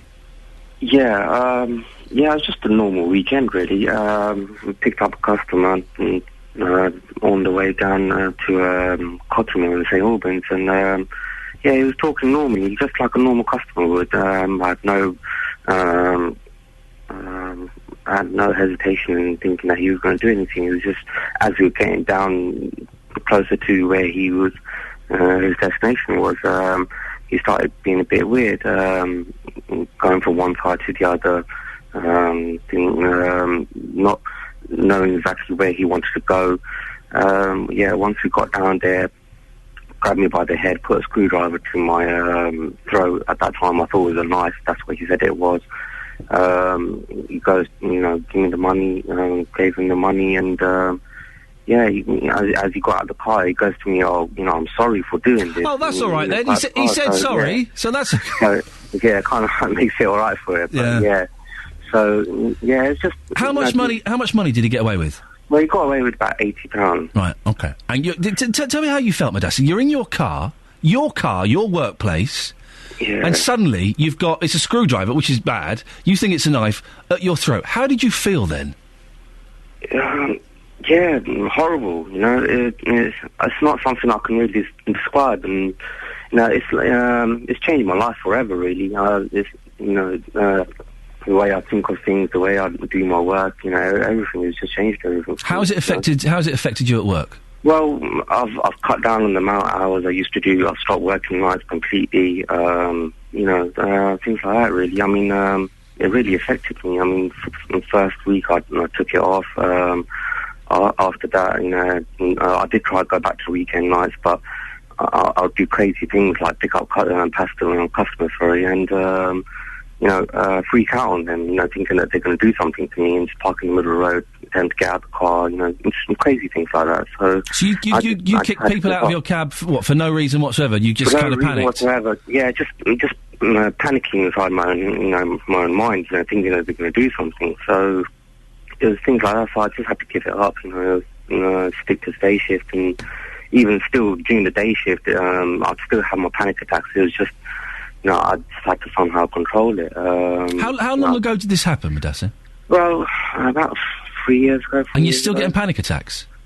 Not as much as I used to. I had a few counselling sessions which helped, but still, it's not, it's never going to be the same, I mean, before I had no, hesitation at all in my head, to pick up a customer and, think about if they're going to do something to me. Whereas now, not constantly, but sometimes when you do pick up a passenger that doesn't, fit the normal description, you do think, am I safe or am I not? So you recently bought a cab with an assault screen. Does that make you feel any better?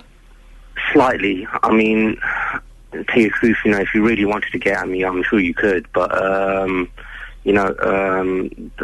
it does make you feel slightly more secure, yeah. And has anything happened in those 3 years since the attack with the screwdriver? No, hasn't, no. Do you hear from your colleagues and other people in the firm and in the cab rank telling stories? That's right. I mean, I run the taxi association in St Albans. I constantly hear about issues going on, assaults and stuff like that. I mean, just recently we've had a Harpenden taxi driver at the station being assaulted.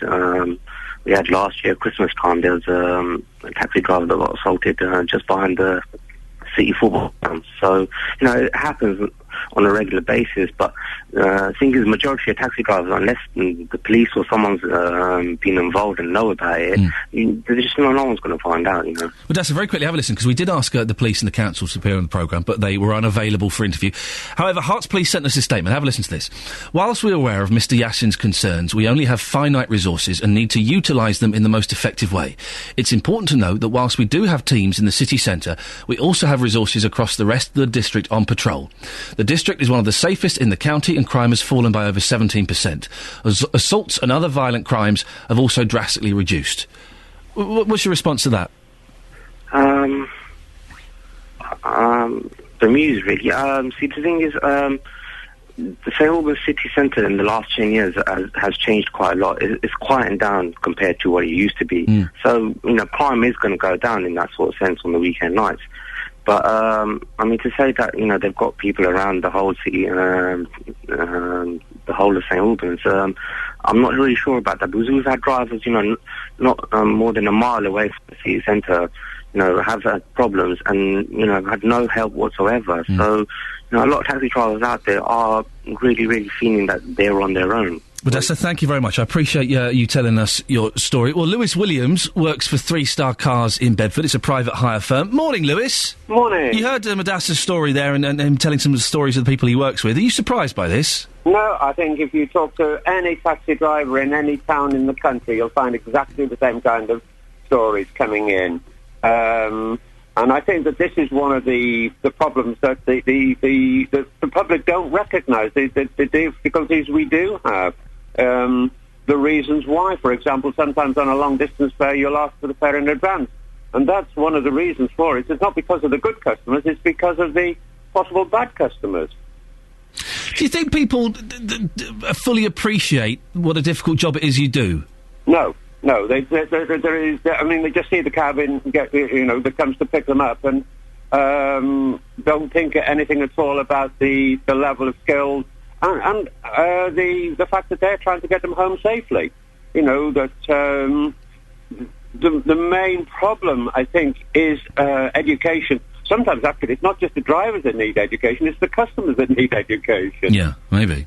Do you think... I would imagine that private hire drivers are probably a bit more vulnerable, because they're just like normal saloon cars, aren't they? There's no assault screens or any kind of protection from the back, is there?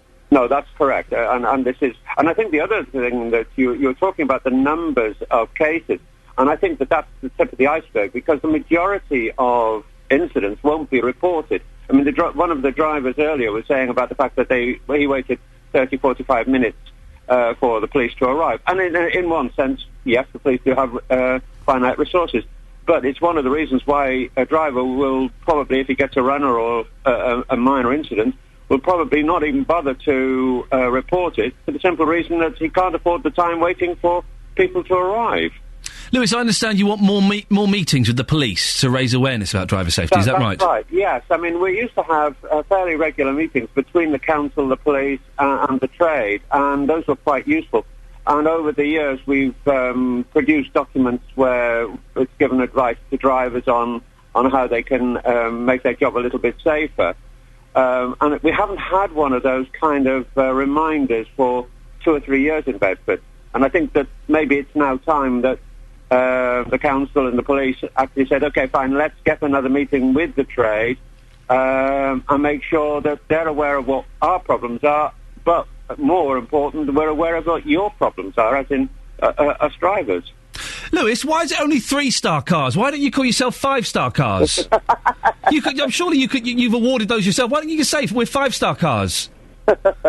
I didn't choose the name, but it sounds good at the time. OK. You're worried that the band 5-star might sue you. Lewis, thank you very much. Lewis Williams from 3-Star Cars in Bedford. 08459 455 555. If you're going to call yourself a company, call yourself 5-Star Cars. That's my little tip there for you. Yeah, you're telling me the best story ever, David Prever. Had a rude word in it, I know it had a rude word, and I just shouted, we're going on the air. It's about... Let's drop some clues. It's about someone we both used to work with, neither of us like. No, that's true, yeah. Horrible, horrible person. We will discuss this later on. We will. We will swap Is that a television shirt, by the way? It's... Looks like it is. It is a television It's not the normal shirt. Rags you drag in here. I'm doing some... What is everyone's been saying? You look smart today. I always look smart. Yes, you do. I always look smart. It's a white shirt because I've got to do 2 days of filming, and it means I can swap. Are you on the Jeremy Kyle show again? Listen, until me and my mum find out who stole that money and I prove it wasn't me, then we're going to keep going on that Good show. for you. What's happening on your show this morning? Well, you've been talking about racial attacks on taxi drivers this morning. Yes. And this is a little bit tenuous, but it's interesting nonetheless, and they sort of link together. Does the racial mix of your neighbourhood matter to you? Because white Britons, whatever that means, and we'll tell you later, now a minority in 3 more UK towns and cities, according to research by the University of Manchester. The towns are Leicester, Slough and Luton. There we go, yes. There we are. So White Britain's now, whatever that means, a minority in Luton. And we're asking, have you noticed this over the years? What does it actually mean to your street, your town, your shops, your offices? And does it actually matter? Does the racial mix of your neighbourhood matter and make any difference to you as you go about your daily life?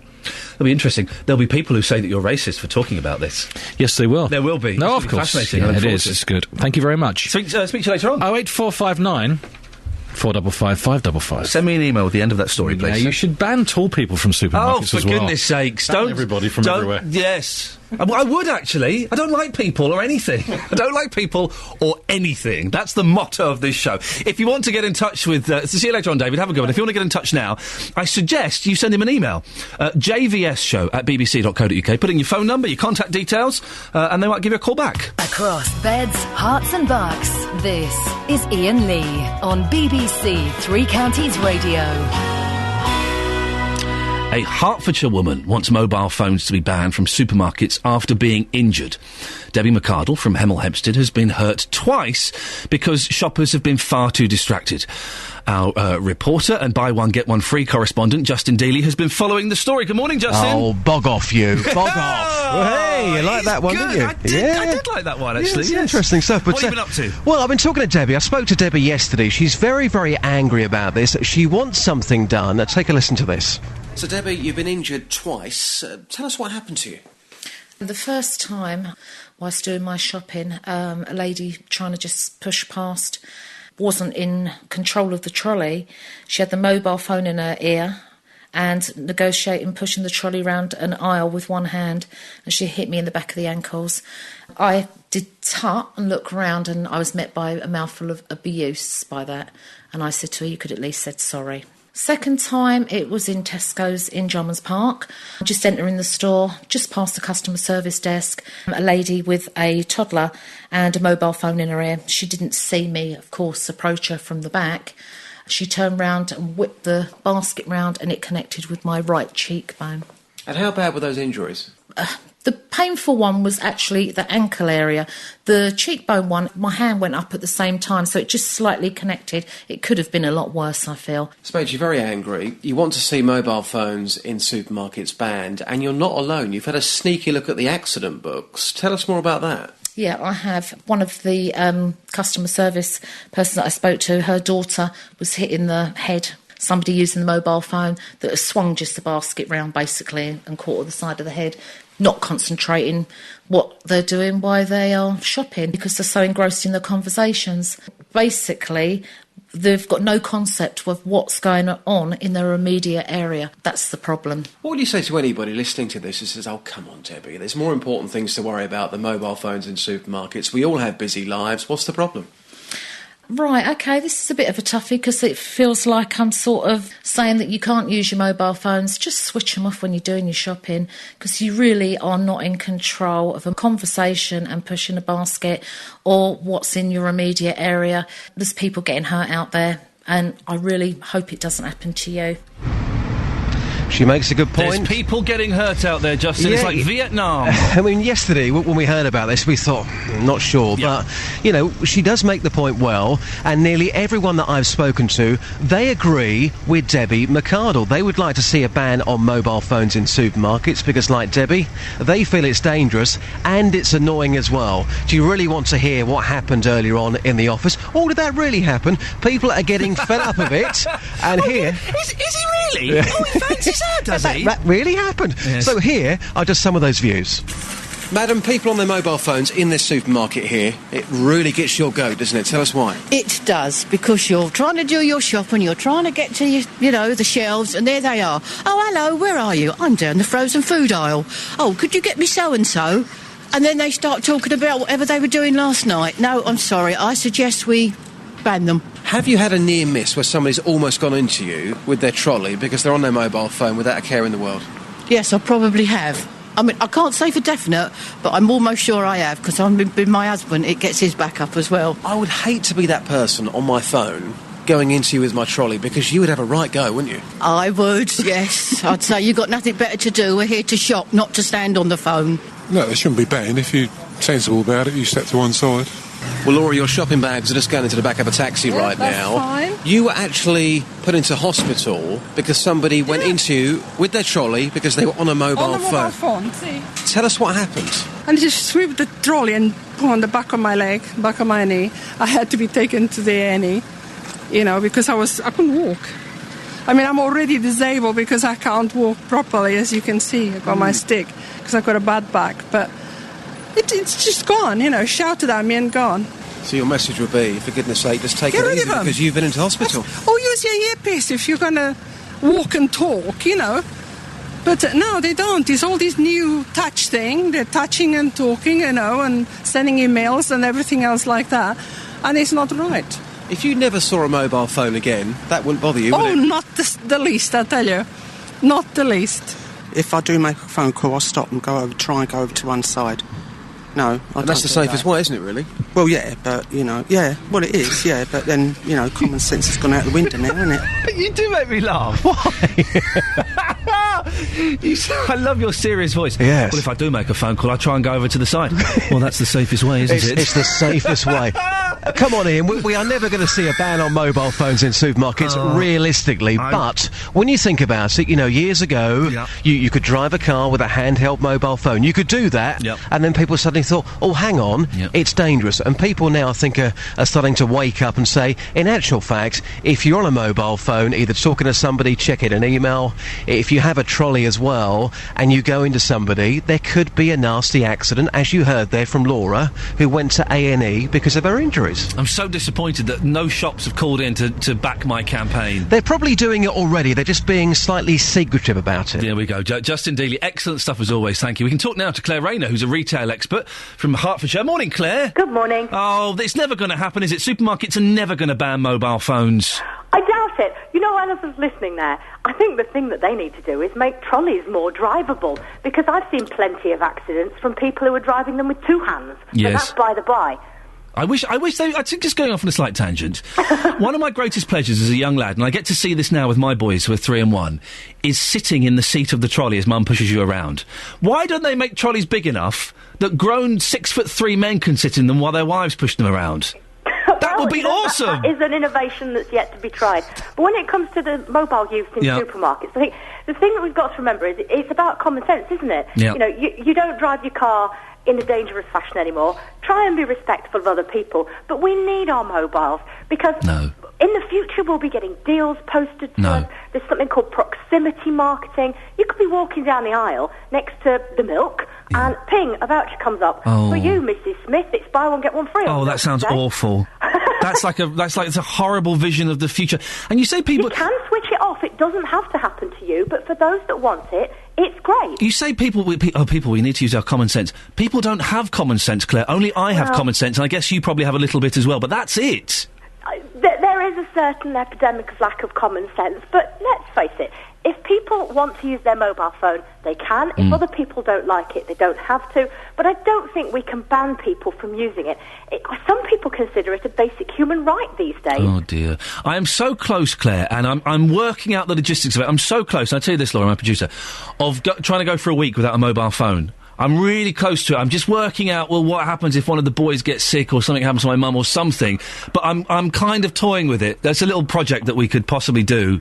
Yeah, I know. Look, Laura's my producer going, oh, I love it. Do it. Yeah. Well, maybe. We'll talk about it later. But do you not find, Claire, that they're just so invasive? And we had a cashier on earlier on who said that customers go up to her till. They don't even look at her. They're talking on the phone. That's rude, isn't it? It is, but equally, I've been up to tills in shops where the cashier has been tapping away at a phone and hasn't looked at me. So I think it doesn't come back to the phone. The phone is not the evil thing. It's the way that we're behaving as people, the way that we're using them, and the way that perhaps it's affecting our manners and our consideration of others. That's what needs to change. We can't ban things that cause bad manners, because the next thing that comes along that causes it, we'll be banning that too. And actually, let's just address the fact that we need to respect each other. What a nice positive message to end on, Claire. Yes, we do. Come on, if you were here now, I'd give you a hug. Well, thank you very much. There you go, Claire Rayner, retail expert. Thank you very much indeed. I've been thinking about it for a while, and I've not wanted to mention it because I know that you'd get dead excited about it. I have been thinking about just getting rid of my mobile phone for a week. I'm using it less and less at the moment and loving it because of it. And at home, I have it turned off quite a lot at home. I just need to get my head around what would happen if one of my boys got sick or a member of my family got ill, which has actually happened in the last couple of days, and I wouldn't have had my phone. But I'm really tempted. I need to discuss the ramifications with my missus and see what she says. I need to get the thumbs up from Mrs. Lee. And see what she says. But yes, it may happen. Maybe we'll do it I tell you what, maybe in February we'll look into doing it, and maybe you can join me as well, dear listener. Maybe we'll have a little campaign. Let's see. Have I just committed myself to something I don't really want to get involved with? I think I may have done. Oh dear. Call 08459 455 555. 08459 455 555. BBC Three Counties Radio. A little stretch. That's better. Morning, Iain Lee, BBC Three Counties Radio. Here every morning from 6 o'clock, every weekday morning. Let's not get carried away. I'm not going to do weekends as well. I'm not crazy. Every weekday morning from 6 o'clock until 9. Then it's David Prever today filling in for Jonathan Vernon-Smith, who is back next week. Lots coming up, including you may not want to become a councillor because you don't get enough money.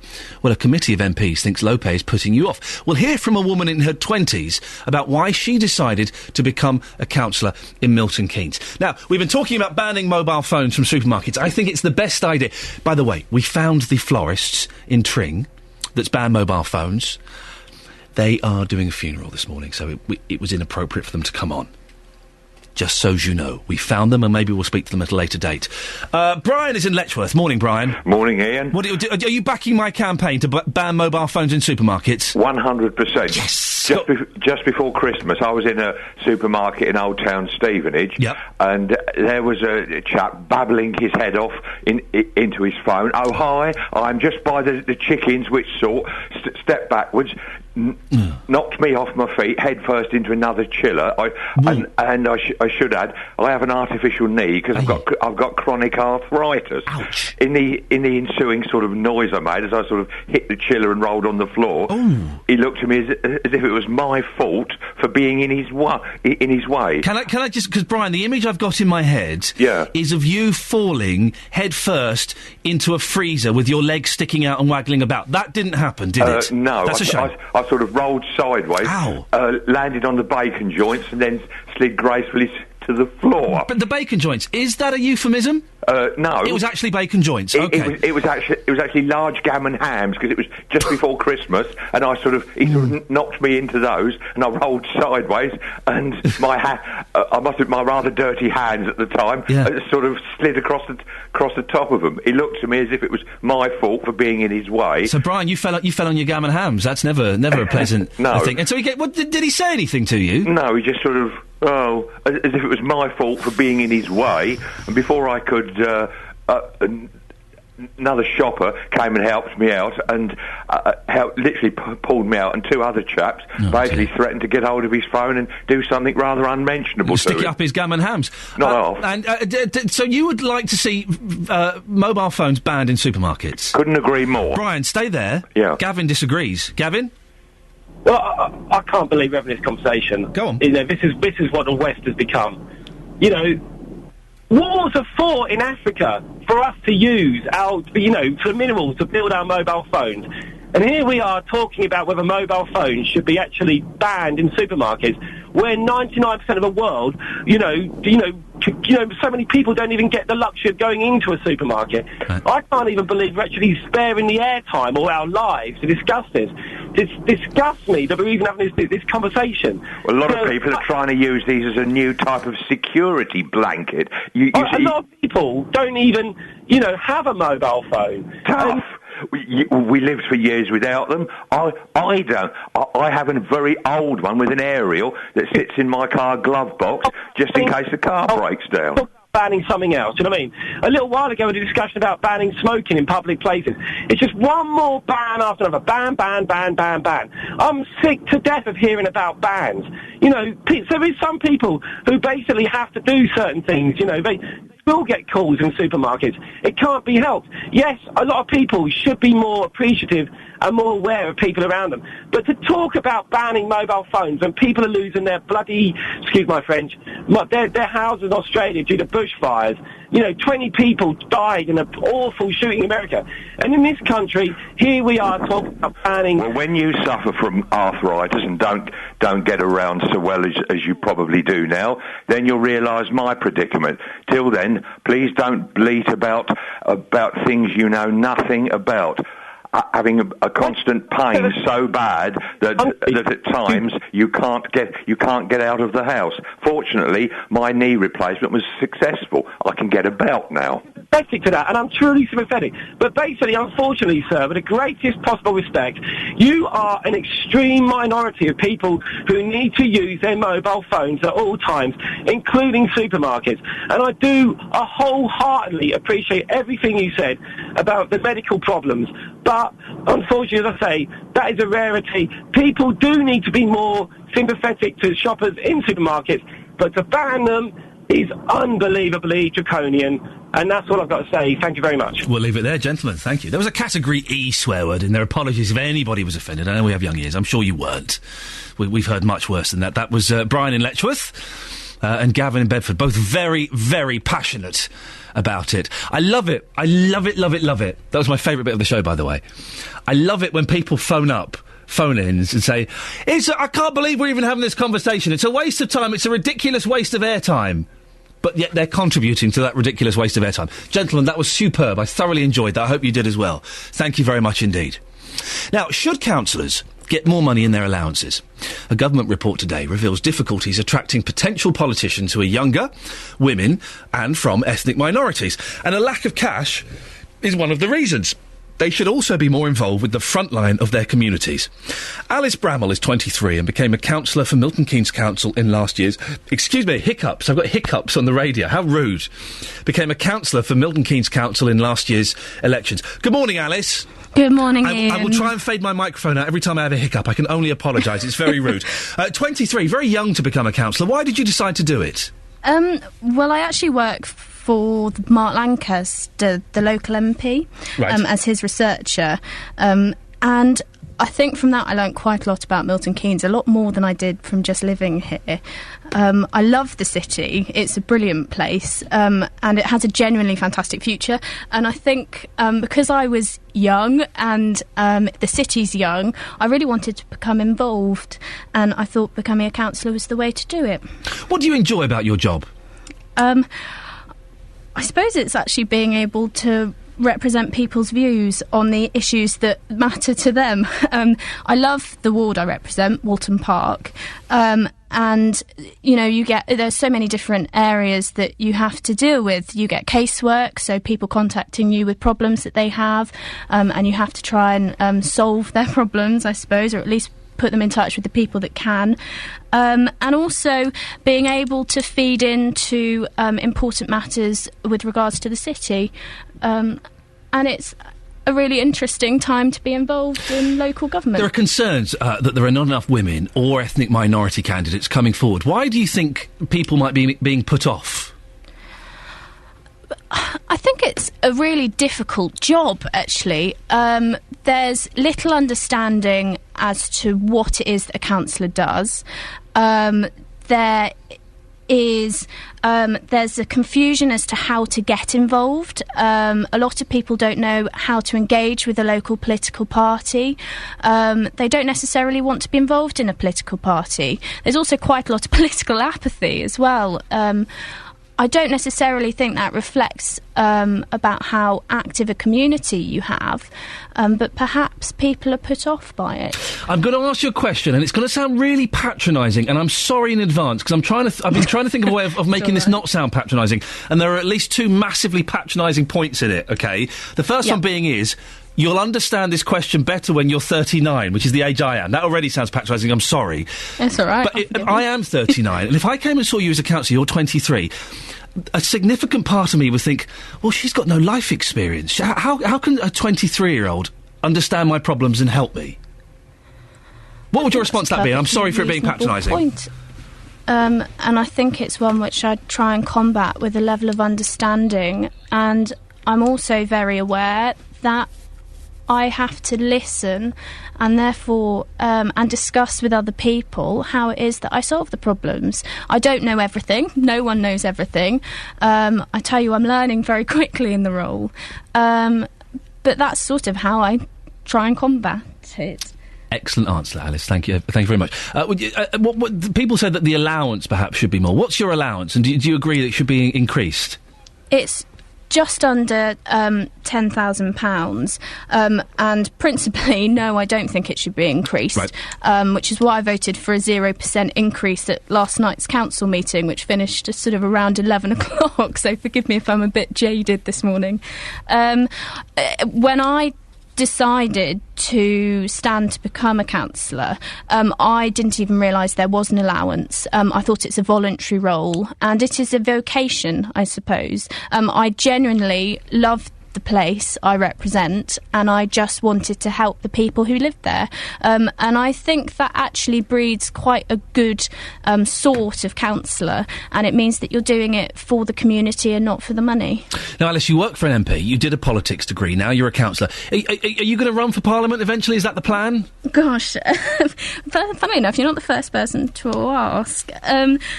I think if only my degree had prepared me for practical politics, I would probably be in better stead. But no, I don't at the moment have any intentions. Never say never, because you don't know what will happen in the future. But I really enjoy local government because it's all about service deliverance. And I hope that I can continue to help the people of Milton Keynes for as long as possible. Do you have a life, Alice? What do you do in your spare time, or is it all taken up with this kind of stuff? Well, I hope I have a life. No, I still find time to go out on a Saturday night. I enjoy the theatre, so I like to go down to London, see my friends in London as well. What was the last play you saw, Alice? Oh goodness, it was I think it was called the Magistrate, I beg your pardon, at the National Theatre just before Christmas. Fantastic, very classy. Alice Bramwell, thank you very much indeed. Alice Bramwell, 23, councillor for Milton Keynes Council in last year's elections. Good for you, well done. I know at 23 I was nowhere near it. Well, she sounds sensible. I was an idiot at 23. What was I doing? I'd left college. I was signing on. I was getting up to mischief. That's what I was doing at 23. I was getting up to mischief and was quite good at it. We've been talking about housing all this week and the pressures on councils in Beds, Herts and Bucks to provide homes for everyone who needs them. One of the solutions is to bring empty homes back into use. A house in Linslade, which had stood empty for 13 years, has now got new owners. Christine and Jeff Harrison were able to use an empty homes loan from Central Bedfordshire Council to restore it. It's the first time the council have issued a loan for a privately owned home. Well, we sent our reporter Tony Fisher to visit the house, and he spoke to Christine, who'd lived next door to the empty property for many years. We lived next door and we watched it going down and down and down. The garden had become overgrown, the windows were being smashed, it had been broken into, the windows were boarded up, and it was just so sad. It was once a loved house, it had a beautiful garden, and it had all gone to rack and ruin, and we always thought, wouldn't it be fabulous if we could buy that house? And then when you moved in, what sort of problems did you encounter? Because a house that's been standing with no one in it for 13 years, a lot of problems, I imagine. More problems than we envisaged. When we bought the house, it came with all of the old lady's belongings in there. So actually when you walked in, there was furniture in the rooms and beds everywhere, and it looked like you could just move in. However, when we actually came in and we turned on the water at the mains, we had Niagara Falls through all of the walls and ceilings where all of the taps and pipes burst. We discovered that all of the electrics were completely kaput. They'd been chewed by squirrels in the attic, and so we couldn't use any of the electrics. The gas was unsafe, so all of their gas had to be turned off. So we actually had a much bigger problem than we envisaged when we bought the house. Well, in the whole of central Bedfordshire, there are close to 2,000 empty homes, and of those, nearly 100 have been vacant for more than 6 months. We can talk now to the councillor responsible for housing in central Bedfordshire, Carol Hegley. Morning, Carol. Good morning. Why did you decide to bring in this system of grants? Well, we have had an initiative, I've got to say, since 2010. We've got an empty home strategy, and that has been progressing, and we bid for some HCA funding from the government, the Homes and Communities Agency, and we were successful in getting some more money, so we can do more. It's something that all our communities can identify with. there's probably empty homes in all of our areas, that do blight the community, and we do want to do something. Why should we build more houses when we've got 2,000 sitting empty? Well, how big a problem is it with these empty homes? Well, if you take it that within Central Beds we've got about, say, 125,000 houses. Yeah. We're talking about 2,000 empty homes. Probably half of those are what we call long-term empty homes. So, like you said, more than 6 months, more than 12 months. But that has been steadily improving over the last 2-3 years. It's come down from by about 500. So obviously that it's not as bad, or in some areas they've got 6,000-7,000 homes. We're in a comparator group with 9 other local authorities. Some of them have got, say, under 1,000, and others have got 6,000 or 7,000. But it depends on the size of their households.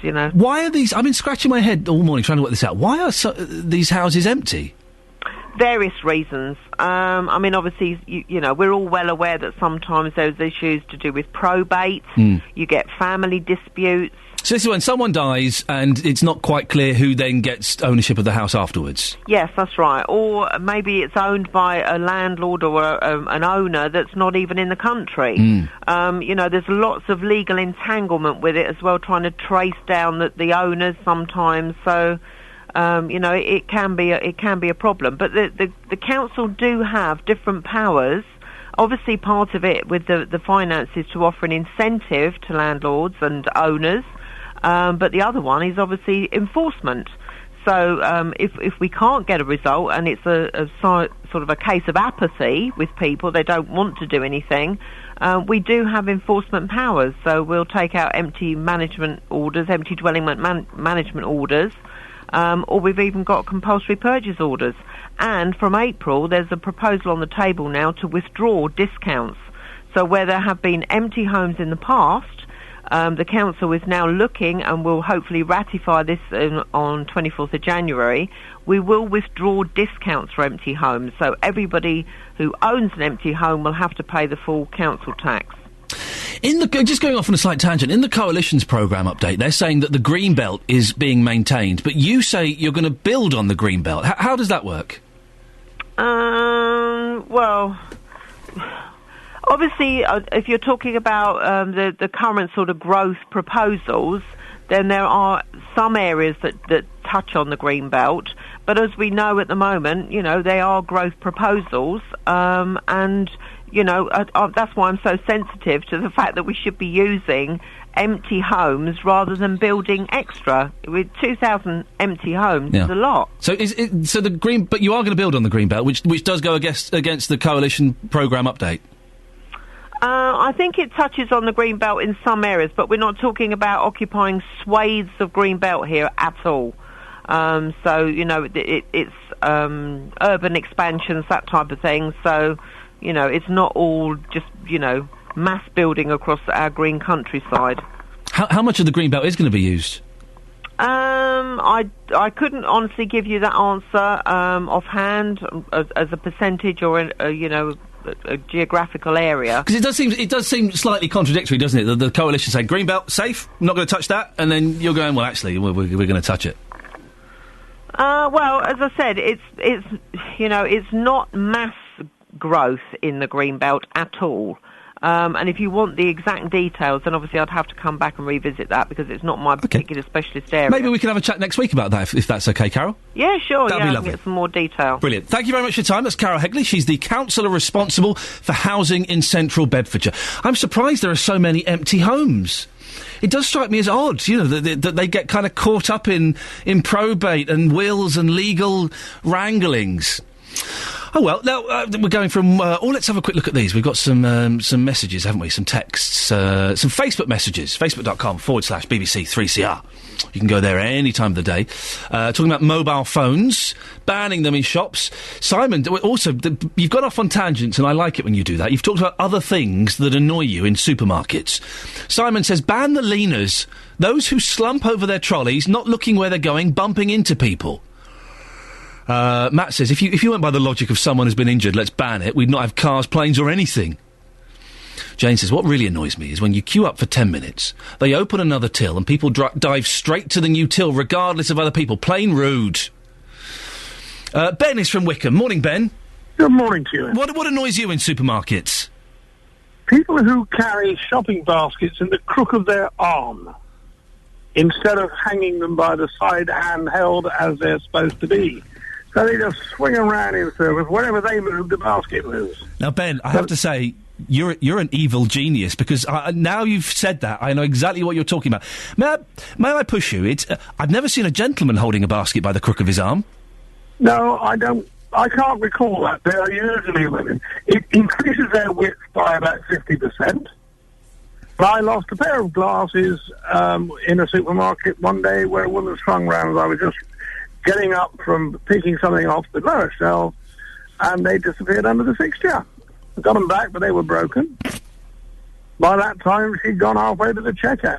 And the other thing, but then talking about men, they don't get away with it completely. In very crowded areas, men who wear haversacks on their back. Haversacks? Haversacks on their back. So 2 straps, big sack on the back, and they go around in tube trains, in crowded places. They're totally oblivious to having a lump on their back about 2'6" round and banging people in the ear with them. Ben, you're my favourite call I've ever spoken to. You are, because I completely agree. Your story is so full of colour and character, and I completely agree with you. Men with haversacks and women holding shopping baskets by the crook of their arms. I'm only moving on just because I want to squeeze Glenn in before we finish. But thank you, Ben. What marvellous image of his glasses going flying. Glenn, what have you called in for? Well, I was listening to the 2 gentlemen earlier on about the supermarket telephones. Yes. But I've got one worse than that. Go on. Is when you're sat in a restaurant and the phone rings. Oh, no. And then they start talking about where they've been or where they're going, and did you go here and did you go there? And that irritates me. Also, I've heard them do it. Yeah, I'm in a Chinese. Oh, I'm having the chicken. Oh, yeah, it's very nice. Yeah, no. Listen, meal times, Glenn, the phones are switched off at meal times, be it in the house or in the restaurant. You're right, you don't do that. Well, some inconsiderate people do. Don't they just? Have you ever spoken to anyone about it? Have you ever looked at them and said, excuse me, I'm trying to eat here, could you turn that off?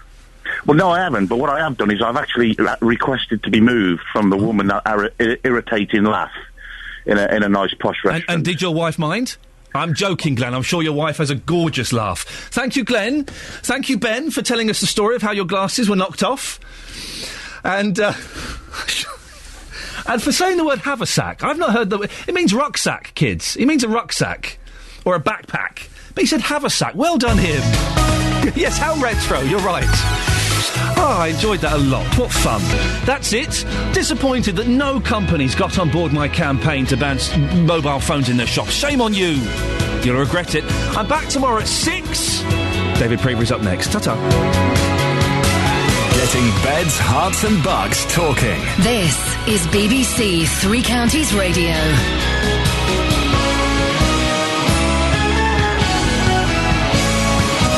Good morning, this is David Prevery for Jonathan Vernon-Smith. It's the JVS Show.